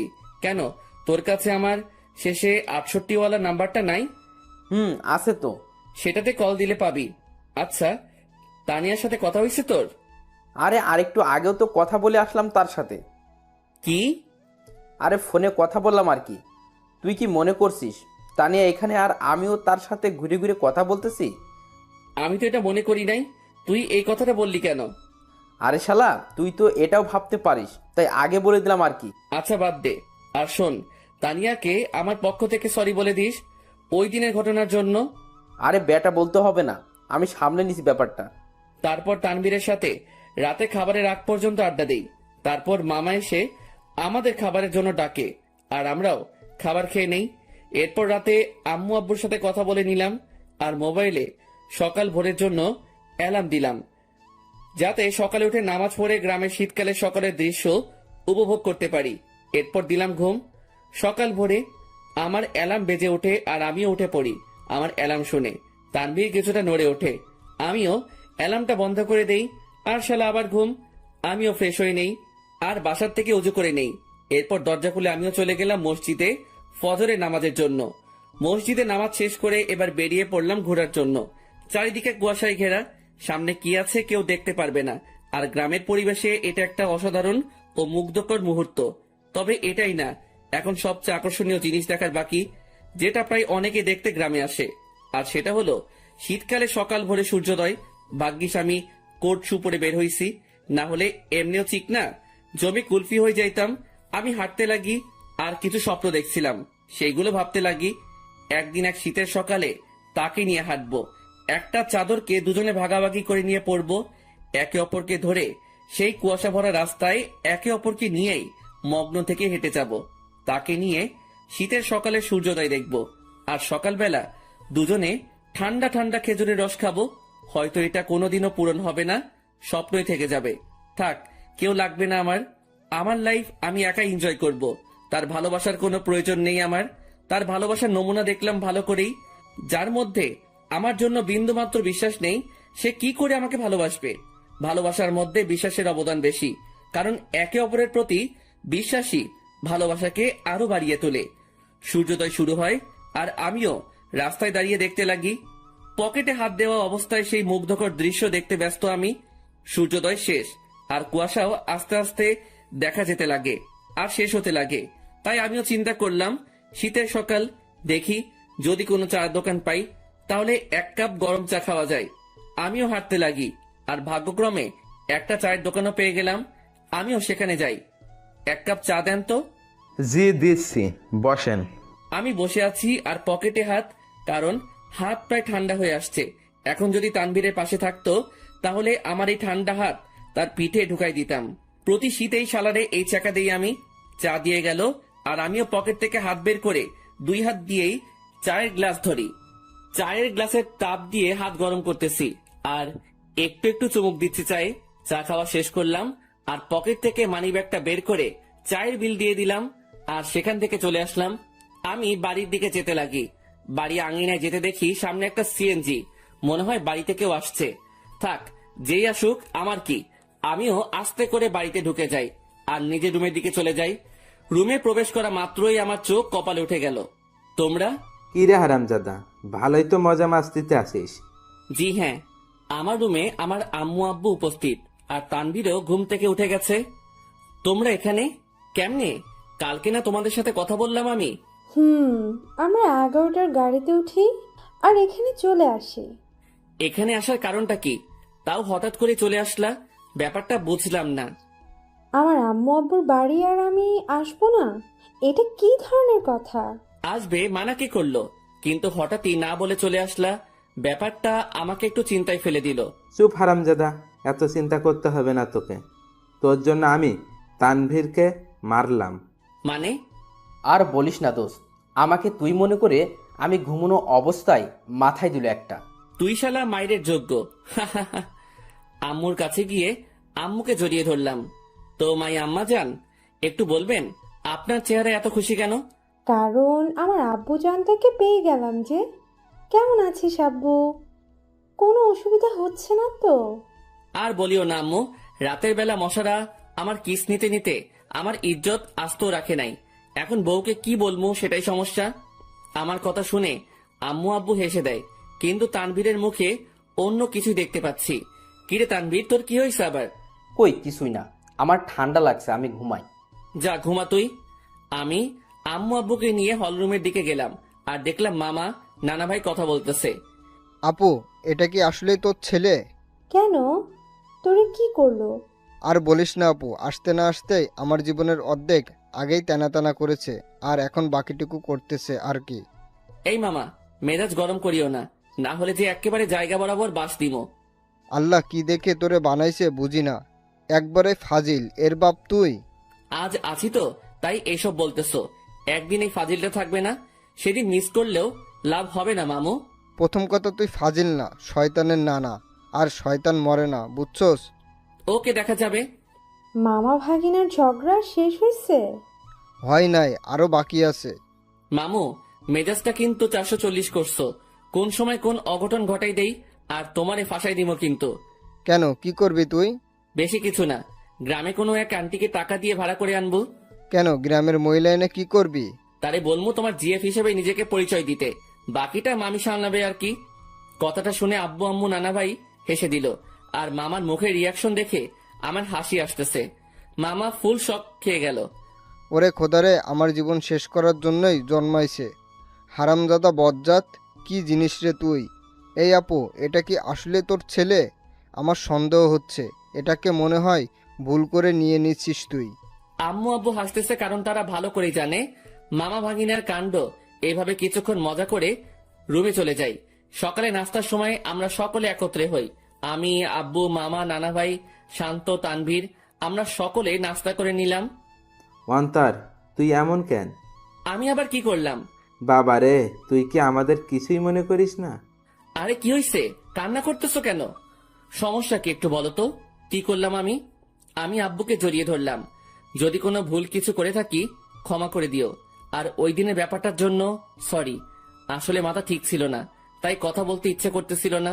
তাই রাগ করে টেবিল থেকে গ্লাস ফ্লোরে ছুঁড়ে মারি। আব্বু আমাকে খুব শক্ত করে জড়িয়ে ধরে। আমি বুঝতে পারলাম আব্বুর মনে কিছু একটা চলতেছে, কিন্তু কি তা বুঝতে পারতেছি না। আচ্ছা আব্বু, চলো একটু ঘুরে আসি দুজন মিলে। চল। আমি আব্বুকে নিয়ে গ্রামে ঘুরতে গেলাম আর দুপুর পর্যন্ত ঘুরলাম। এরপর বাসায় আসলাম। অন্তর, তুই সত্যি কি ভালো আছিস? তোর মনে কোনো কষ্ট নেই তো? আমাকে দেখে কি মনে হয় তোমার আমি কষ্টে আছি? কষ্টে থাকলে কেউ তিরিং বিরিং করে ঘুরে বেড়ায় নাকি? মজা মাস্তি করে নাকি? আল্লাহর রহমতেই ভালো আছি আমি। তবে তোমার কেন মনে হচ্ছে আমি ভালো নেই? না, এমনি। আচ্ছা চল ভিতরে যাই। আমরা ভিতরে গেলাম। দুপুরে খাবার সময় আমরা সকলে মানে সকল ছেলে মানুষ একত্রে খাবার খেয়ে নিলাম। তারপর আর কি, অন্যান্য দিন যা করি সেটাই করে সন্ধ্যা পর্যন্ত পার করলাম। সন্ধ্যায় আমি মোবাইলটা চার্জে লাগিয়ে আসি নাস্তার জন্য। হল রুমে এসে দেখি সকলে কি নিয়ে আলোচনা করতে ব্যস্ত। আমিও গেলাম তাদের কাছে। আচ্ছা, আমি একটা জিনিস বুঝলাম না। আমি আর তানভীর যেদিন আসলাম সেদিন থেকেই তোমরা আমাকে ছাড়া বাকি সবাই আলোচনা সভা তৈরি করে আলোচনা করতে ব্যস্ত। এখন আজকে আব্বু আম্মু আসলো, আজকে আব্বুকে নিয়েও তোমরা শুরু করে দিলে। আসলে কি এমন আলোচনা করতেছো তোমরা? আমার কথাগুলো শুনে সবাই থমকে গেল। মনে হয় আমি তাদের কাছে তাদের জান চাইছি। কিছু না রে, এমনি আড্ডা চলতেছে আর কি। মামা, নানা ভাই তারা এতই ফ্রেন্ডলি যে তাদের সাথে আড্ডা দিতে হেব্বি মজা হয়। তুইও আয়। আমি তাদের কাছে গিয়ে আড্ডা দিতে ব্যস্ত, কিন্তু সকলের চেহারায় অন্য কিছু দেখতে পাচ্ছি আমি। তারা আমার থেকে কথা লুকাচ্ছে তা আমি শিওর, কিন্তু কি সেটা জানি না। তবে আমাকে জানতে হবে। সন্ধ্যায় সকলে নাস্তা করে নিলাম। আমি একটু বাইরে যাব। আচ্ছা যা, কিন্তু 9টার আগে বাসায় আসবে। আচ্ছা। তারপর আমি বাহিরে গেলাম। কিছু দূর হাঁটতেই মনে পড়লো মোবাইলের কথা, যেটা আমি চার্জে দিয়ে আসছি। তাই আমিও আবার বাড়ির দিকে গেলাম। দরজা মুখোমুখি দেওয়া, আর আমি হলরুমে যেতেই দেখি সেখানে কেউ নেই। কিরে, আমি আসার আগ পর্যন্ত তো আব্বু, নানা ভাই, মামা, তানভীর এখানেই ছিল, তাহলে কই গেল? আমিও আমার রুমের দিকে যাই, আর চার্জ থেকে মোবাইলটা নিয়ে বেরিয়ে আসতেই নানুর রুম থেকে কথা বলার আওয়াজ পাই। আব্বু, আমি তানভীরের কাছ থেকেই সকল কথা শুনে তাকে তোমাদের কাছে পাঠালাম। শুধু তাই না, তারিনও আমাকে কল দিয়ে সত্যিটা বলে যে সে কি কি করছে অন্তরের সাথে। প্রথম আমারও রাগ উঠছিল, তারপর তারিন কান্নাকাটি করতে লাগে আর সে তার ভুল বুঝতে পারে। তোমাদেরও সবটুকু বললাম, অন্তরকে বুঝতে দিই নাই। আমরা তার কষ্ট সম্পর্কে অনেক আগেই জেনে গেছি। রেহেনা, মা শোন, আমাদের বুদ্ধিমতো অন্তরকে এখানে আনলাম আর আটকে রাখলাম। তাকে বুঝতেও দিই নাই যে আমরা এখানে তার বিয়ের ব্যবস্থা করছি। আমি কথাগুলো শুনে নিস্তব্ধ হয়ে গেলাম। খুব বড় ধরনের শখ খেলাম আমি। তার মানে আমাকে এই কারণে আম্মু নানার বাড়িতে পাঠাইছে। আমি কি বলবো বা করবো কিছুই বুঝতে পারলাম না। আমি মোবাইল নিয়ে আস্তে করে বাহিরে যাই, আর নানুর রুমের জানালা খোলা, সেটা দিয়ে আমি কোনো মতে নিজেকে আড়াল করে বাইরে থেকে তাদের দেখতে ও কথাগুলো শুনতে লাগি। এখানে আম্মু তারিনের কথা বলল, কিন্তু এখানে তারিন কোথা থেকে আসবে? আর তখনই দুইটা মেয়েকে দেখলাম। মেয়েগুলো আর কেউ না, সেই মেয়ে যেগুলো আমাদের সাথে আমাদের বাড়িতে আসছে। তাদের চেহারায় এখনো পর্দা করা, তবে তারা তাদের পর্দা খুলতে লাগে। তাদের পর্দা খোলা শেষ, কিন্তু আমি তাদের পিছনের অংশটুকুই দেখতে লাগলাম। এরপর তারা দুজনেই ঘুরতেই সেই লেভেলে শক খেয়ে গেলাম আমি, কারণ আমি তাদের চেহারা দেখলাম। যে মেয়েটা আমার মাথা খাইছে সেটা আর কেউ না, তারিন। আর তার পাশের মেয়েটা হচ্ছে তানিয়া। কি ধোকা দিল রে দুইটাই! ভাইরে ভাই, কি জিনিস এরা! আমার আগেই সন্দেহ হয়েছিল এই দুইটার উপর, তবে চেহারা দেখার ইচ্ছা ছিল, কিন্তু দেখতে পারি নাই। আন্টি দেখুন, আপনার কথা মতো আমিও এই দুজনকেই নিয়ে আসি আমাদের সাথে, আর অন্তরকে বুঝতেও দিই নাই এই দুই বোরকাওয়ালি আর কেউ না, তানিয়া ও তারিন। কিন্তু আন্টি, আপনি হয়তো এই মেয়েটাকে মাফ করতে পারেন, কিন্তু আমি কোনোদিনও মাফ করব না। এই মেয়েটা আমার বন্ধুটার মনে গুরুতরভাবে আঘাত করেছে, আর আমি চাই না এই মেয়েটা অন্তরের জীবনে আর আসুক। কিন্তু আপনার কথা রাখার জন্য আমি একে আমাদের সাথে নিয়ে আসি। শালা তানভীরও আমার সাথে 2 নাম্বারই করলো। সে আমাকে গোপনে হলেও তো আমাকে বলতে পারতো, কিন্তু শালাও বেইমানি করলো। তানভীর প্লিজ, আল্লাহর দোহাই লাগে, আমাকে মাফ করে দাও। আমি সত্যিই অজান্তে এমনটা করছি। আমি অন্তরকে হারাইতে চাই না। প্লিজ আমার অন্তরকে ফিরিয়ে দাও। কথা দিচ্ছি আর এমন হবে না, কোনোদিনও না। এই, তুমি এভাবে কথা বলতেছো কেন? তারিন তো তার ভুল বুঝতে পারছে, তাহলে কেন ওকে কথা শোনাচ্ছ তুমি? তুমি কি ভুলে গেছো এই মেয়েটা কি অপবাদ দিয়েছিল তোমাকে ও অন্তরকে? আর ভুলে গেলেও কিভাবে অন্তরকে জুতার বাড়ি দিচ্ছে? এই মেয়ে ক্ষমার যোগ্য না।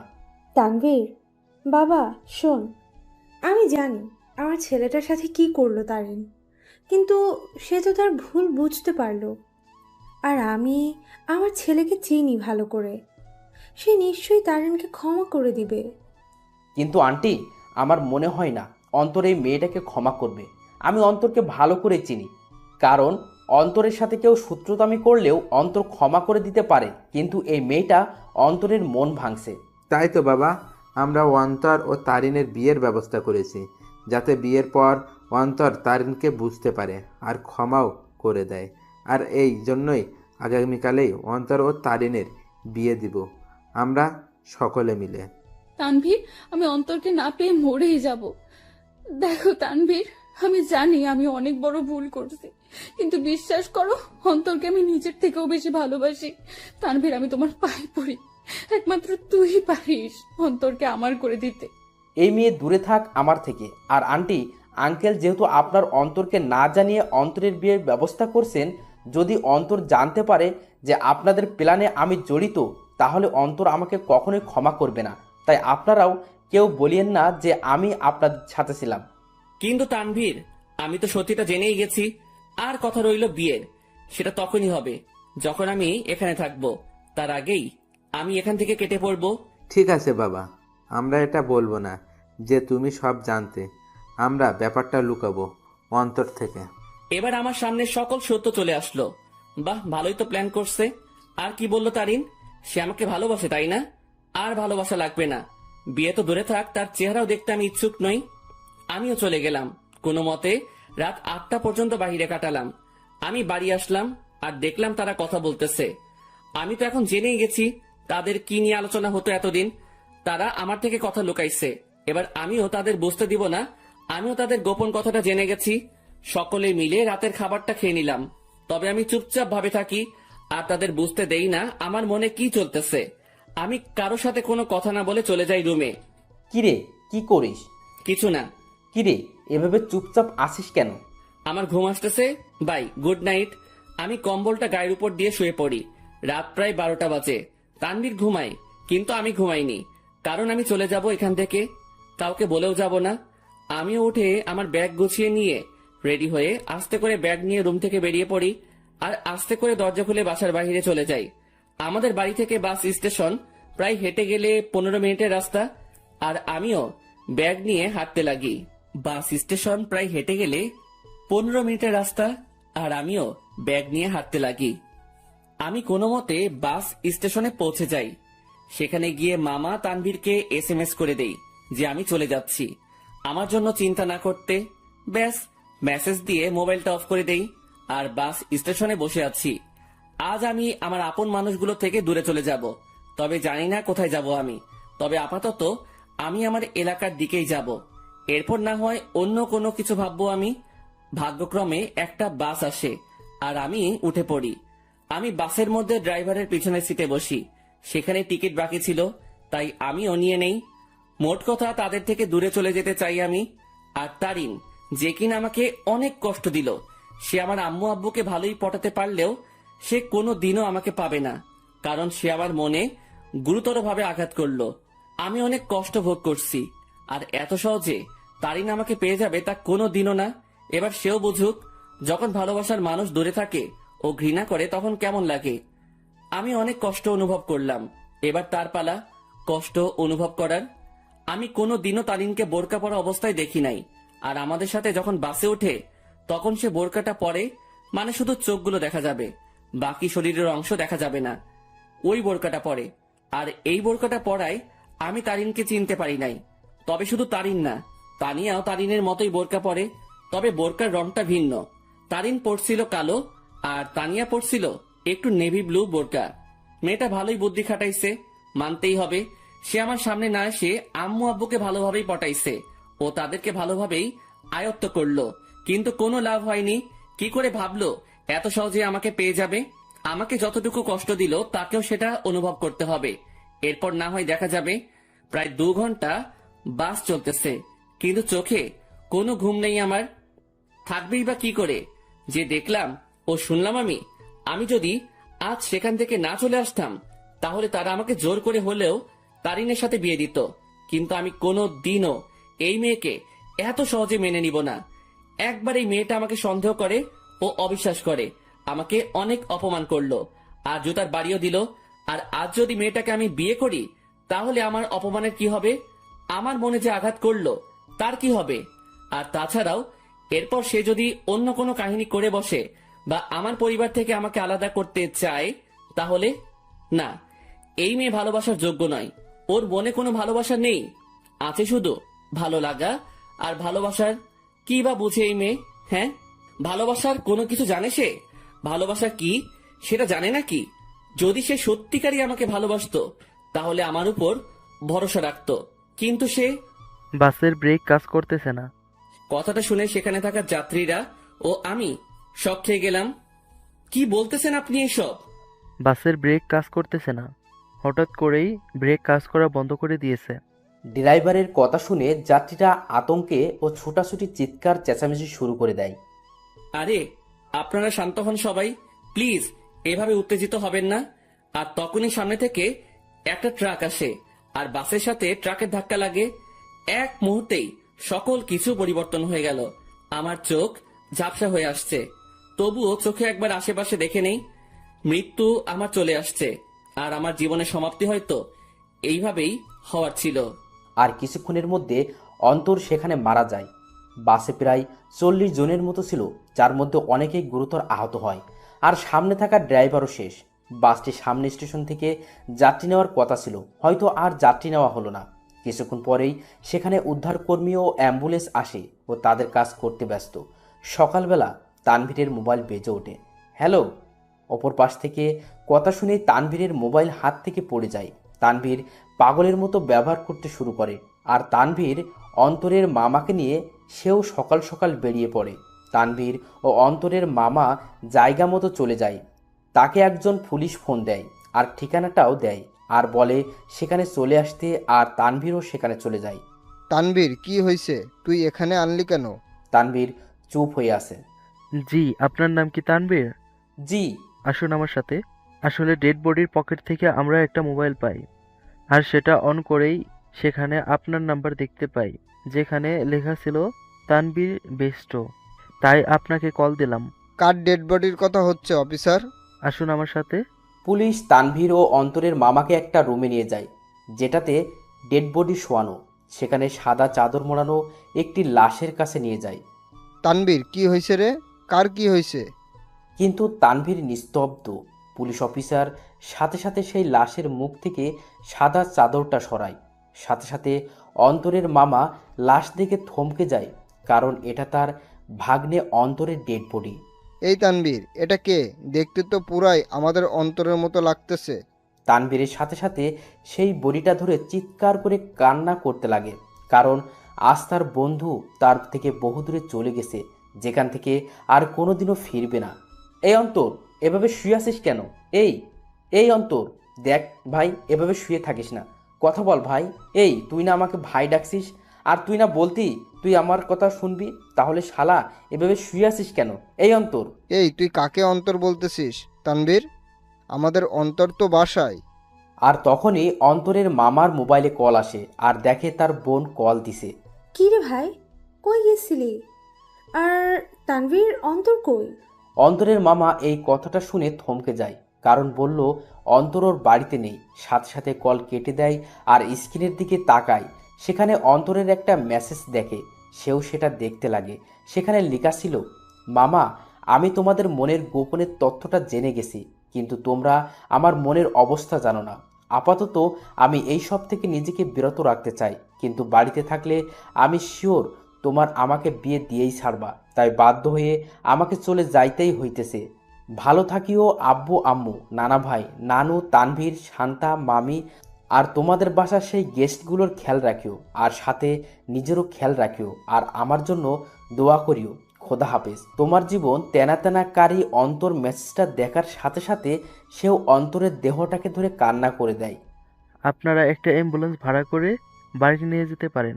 অন্তরের মামা একটা অ্যাম্বুলেন্স ভাড়া করে নেয় আর সেখানে অন্তরের দেহটাকে নিয়ে রওনা হয় তাদের বাড়ির দিকে। তাদের বাড়িতে পৌঁছালো। অন্তরের মামাকে দেখে অন্তরের আম্মু সেখানে তার ভাইয়ের কাছে যায়। কি রে ভাই, কই গেছিলি? আর তানভীর, অন্তর কই? কিন্তু তার ভাই চুপ হয়ে আছে। কি রে ভাই, কথা বলিস না কেন? আর আজকে তারিনের পরিবার আসতেছে, তাদের থাকার ব্যবস্থা কর। কি রে, কথা বলিস না কেন তুই?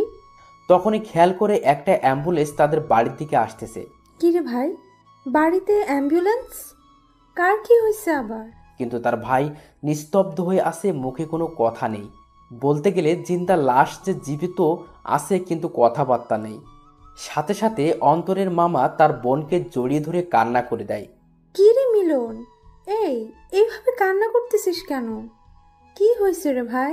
আর তখনই তিনি দেখে সেই অ্যাম্বুলেন্স তাদের আঙিনায় এসে থামে। অ্যাম্বুলেন্স থেকে তানভীর বের হয়। তাকে দেখে সেখানে থাকা অন্তরের আব্বু আম্মু থমকে যায়। এই তানভীর, তুই অ্যাম্বুলেন্স থেকে নামলি যে? আর অন্তর কই রে? সে কি তোমাদের সাথে গেছে নাকি তোরা সব বলে দিছিস তাকে? সাথে সাথে তানভীর তাকে জড়িয়ে ধরে কান্না করতে লাগে। কি রে তানভীর, কান্না করতেছিস কেন? আর অন্তর কই? তানভীর, কি রে বাবা, তুই আর মিলন মিলে এভাবে কান্না করতেছিস কেন? সেখানে থাকা একটা লোক মুখের থেকে চাদরটা সরায়। লাশের চেহারা দেখেই আঙিনায় উপস্থিত অন্তরের আম্মু, আব্বু, নানা ভাই, মামি সকলেই বড় ধরনের ঝটকা খেয়ে গেল। সাথে সাথে অন্তরের আব্বু আম্মু, নানা ভাই সেই লাশের কাছে গেল, আর তারা দেখলো তাদেরই অন্তরের সেই সাদা চাদর গায়ে মরিয়ে চোখ বন্ধ করে আছে। এই আব্বু, কি রে, তুই এভাবে শুয়ে আছিস কেন? কি রে, কি হয়েছে তোর? কথা বলিস না কেন? অন্তর, বাবা, কি রে, এভাবে এখানে শুয়ে আছিস কেন? কি হয়েছে তোর? কথা বলিস না কেন? এই তানভীর, আমাদের অন্তর কথা বলে না কেন? ওর কি হয়েছে? নাকি তোরা সব সত্যি বলে দিছিস বলে রাগ করে আছে আমাদের উপর? কি রে তানভীর, মিলন, কথা বলিস না কেন? অন্তর এইভাবে শুয়ে আছে কেন? কিন্তু তানভীর আর তাদের মিলন মামা কান্না করেই যাচ্ছে। কাল রাতে বাস অ্যাক্সিডেন্টে উনি মারা যান। কি যাতা বলতেছেন এগুলো? আমার ছেলে বাড়ি ছিল, ও কি করে নাকি ফাইজলামি করতেছে এই বেয়াদবটা? আমার রাগ উঠে গেছে, কিন্তু এইসব নিয়ে কি ফাইজলামি করিস অন্তর? এইসব কোনো মজা করার ব্যাপার? উঠ বলতেছি, না হলে কিন্তু একটা মারও মাটিতে পড়বে না। তারা অন্তরকে অনেকবার জাগানোর চেষ্টা করলো, কিন্তু অন্তর তো আর জাগবে না। সে চির নিদ্রায় চলে গেল, যেখান থেকে আর ফিরবে না কোনোদিনও। আব্বু, কথা বলিস না কেন তুই?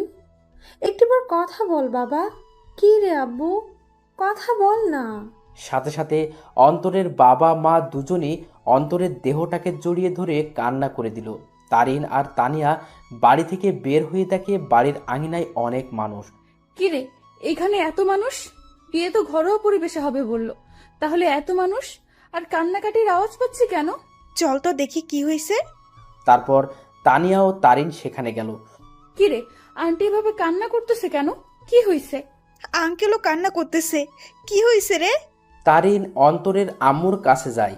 সেখানে গিয়ে যখনই অন্তরের আম্মুর কাঁধে হাত দিবে তখন সে সেখানেই নিস্তব্ধ হয়ে যায়। তার মুখ দিয়ে আর কোনো কথা বেরোচ্ছে না। সেও সাথে সাথে সেখানে বসে পড়ে। আন্টি, অন্তর এভাবে শুয়ে আছে কেন? কি হয়েছে ওর? কিন্তু তারা সকলেই কান্না করেই যাচ্ছে। অন্তর এভাবে শুয়ে আছে কেন? হাই অন্তর, তুমি এভাবে শুয়ে আছো কেন? কি হয়েছে তোমার? এইভাবে সাদা চাদর গায়ে কেন তোমার? হাই অন্তর, কথা বলো না কেন? আঙ্কেল আন্টি, অন্তর এভাবে শুয়ে আছে কেন? কি হয়েছে? কথা বলতেছেন না কেন আপনারা? কিন্তু কারো কোনো মুখে কথা নেই, শুধু কান্না আর কান্না। হাই কলিজা, এইভাবে শুয়ে আছো কেন? আমি জানি তুমি আমার উপর অনেক রাগ করে অভিমান করে বসে আছো, কিন্তু বিশ্বাস করো আমি সত্যি তোমাকে ভালোবাসি। হ্যাঁ, আমি অন্যায় করেছি তোমার সাথে আর বিশ্বাস রাখি তোমার সাথে, কিন্তু আমি আমার ভুল বুঝতে পারছি। তাই একটিবার আমাকে সুযোগ দাও, আর কোনোদিন এমনটি করব না। সত্যি বলতেছি তোমাকে। কি হলো, কথা বলো না কেন তুমি? হাই কলিজা, একটিবার কথা বলো না, আমি তোমার পায়ে ধরতেছি। এই আর একটিবার সুযোগ দাও আমাকে, দোয়াই লাগে তোমার। এইভাবে চুপ থেকো না প্লিজ। দেখো, আমার কিন্তু ভয় লাগতেছে। আর তুমি এইভাবে চুপচাপ শুয়ে আছো কেন? কথা বলো না। দেখো, এভাবে চুপচাপ থেকো না। আমার আর এমন ভুল আমি করবো না। সবসময় তোমার প্রতি বিশ্বাস রাখবো। হাই কলিজা, কথা বলো না কেন? কি হয়েছে তোমার? তারিন অন্তরের হাত ধরে উঠালো আর সাথে সাথে পড়ে যায়। আর তখনই তানিয়া এসে তারিনকে ধরে আর নিয়ে যেতে লাগে। এই তানিয়া, ছাড় আমাকে। আমার কলিজা কথা বলে না কেন? কি হয়েছে ওর? আমাকে ছাড় বলতেছি। তারিন, অন্তর আর কথা বলবে না রে। সে আর কোনো দিনও আমাদের সাথে কথা বলবে না, হাসি ঠাট্টাও করবে না। সে আমাদের একা করে দিল রে।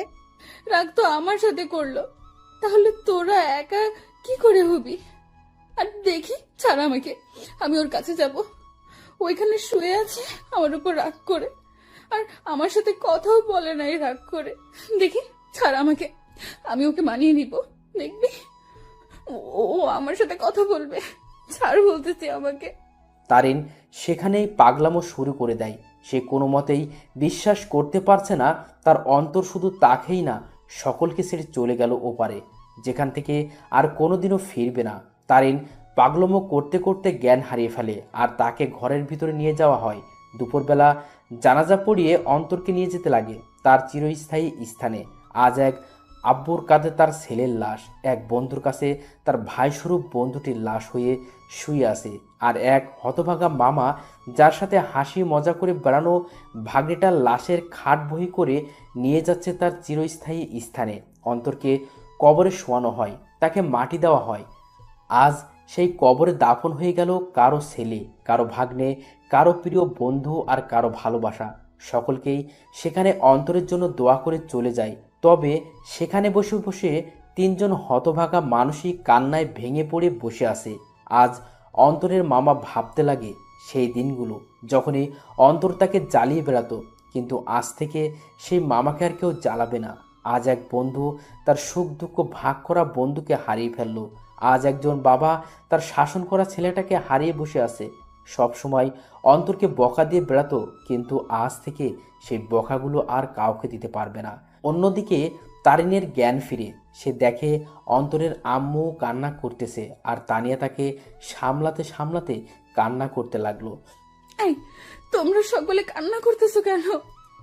আজকে না আমার আর অন্তরের বিয়ে, আর বিয়েতে তো মেয়েরা কান্না করে। তাহলে তোমরা ছেলের মা, ছেলের বান্ধবী হয়ে কান্না করতেছো কেন? আরে যাও, তাড়াতাড়ি আমাকে রেডি হতে হবে। এই তানিয়া, তাড়াতাড়ি আমাকে রেডি করে দে। কাজী সাহেব চলে আসবে যে কোনো সময়। আর অন্তর রেডি হইছে, দেখ না। আর শোন, তানভীরকে বল না অন্তরকে রেডি হওয়া অবস্থায় একটু ছবি দিতে। আমি একটু দেখবো আমার কলেজাটাকে। তানভীরকে বল না অন্তরের ছবি দিতে আমাকে রেডি করে দে। আমি শাড়ির আঁচল সামলাতে পারি না, কিন্তু ও বলছিল শাড়িতে নাকি আমাকে দারুণ মানাবে, আমি ওর জন্য শাড়ি পরবো। তারিন, কি হয়েছে? আর আন্টি, সরি আম্মু, একটু রেডি করে দাও না, কাজী সাহেব চলে আসবে তো, আমাকে আবার অন্তরকে মানাতে হবে। তারিন সেখানে পাগলের মতো ব্যবহার করতে লাগলো। তারিনকে অনেকবার বোঝানোর চেষ্টা করা হলো অন্তর অনেক দূরে চলে গেছে, কিন্তু সে তা কোনো মতেই মানছে না। তারা বুঝতে পারলো অন্তরের অকাল মৃত্যু তারুণের মাথার এফেক্ট করেছে, তাইও সে পাগলের মতো আচরণ করতে লাগলো। তারিনের পরিবারও আসে, সবাই মিলে তারিনকে সামলানোর চেষ্টা করে, কিন্তু তারিনের মুখে একটা শব্দ, অন্তর। কিন্তু সে আর কোনোদিনও ফিরবে না। এভাবেই সমাপ্তি ঘটল এক অসমাপ্ত ভালোবাসার। একটি সন্ধ্যের জন্য একটি ভালোবাসা অপূর্ণ রয়ে গেল, শুধু থেকে গেল ভালোবাসার কিছু স্মৃতি ও অনুভূতি। ভালোবাসার মধ্যে সবচেয়ে গুরুত্বপূর্ণ হলো বিশ্বাস।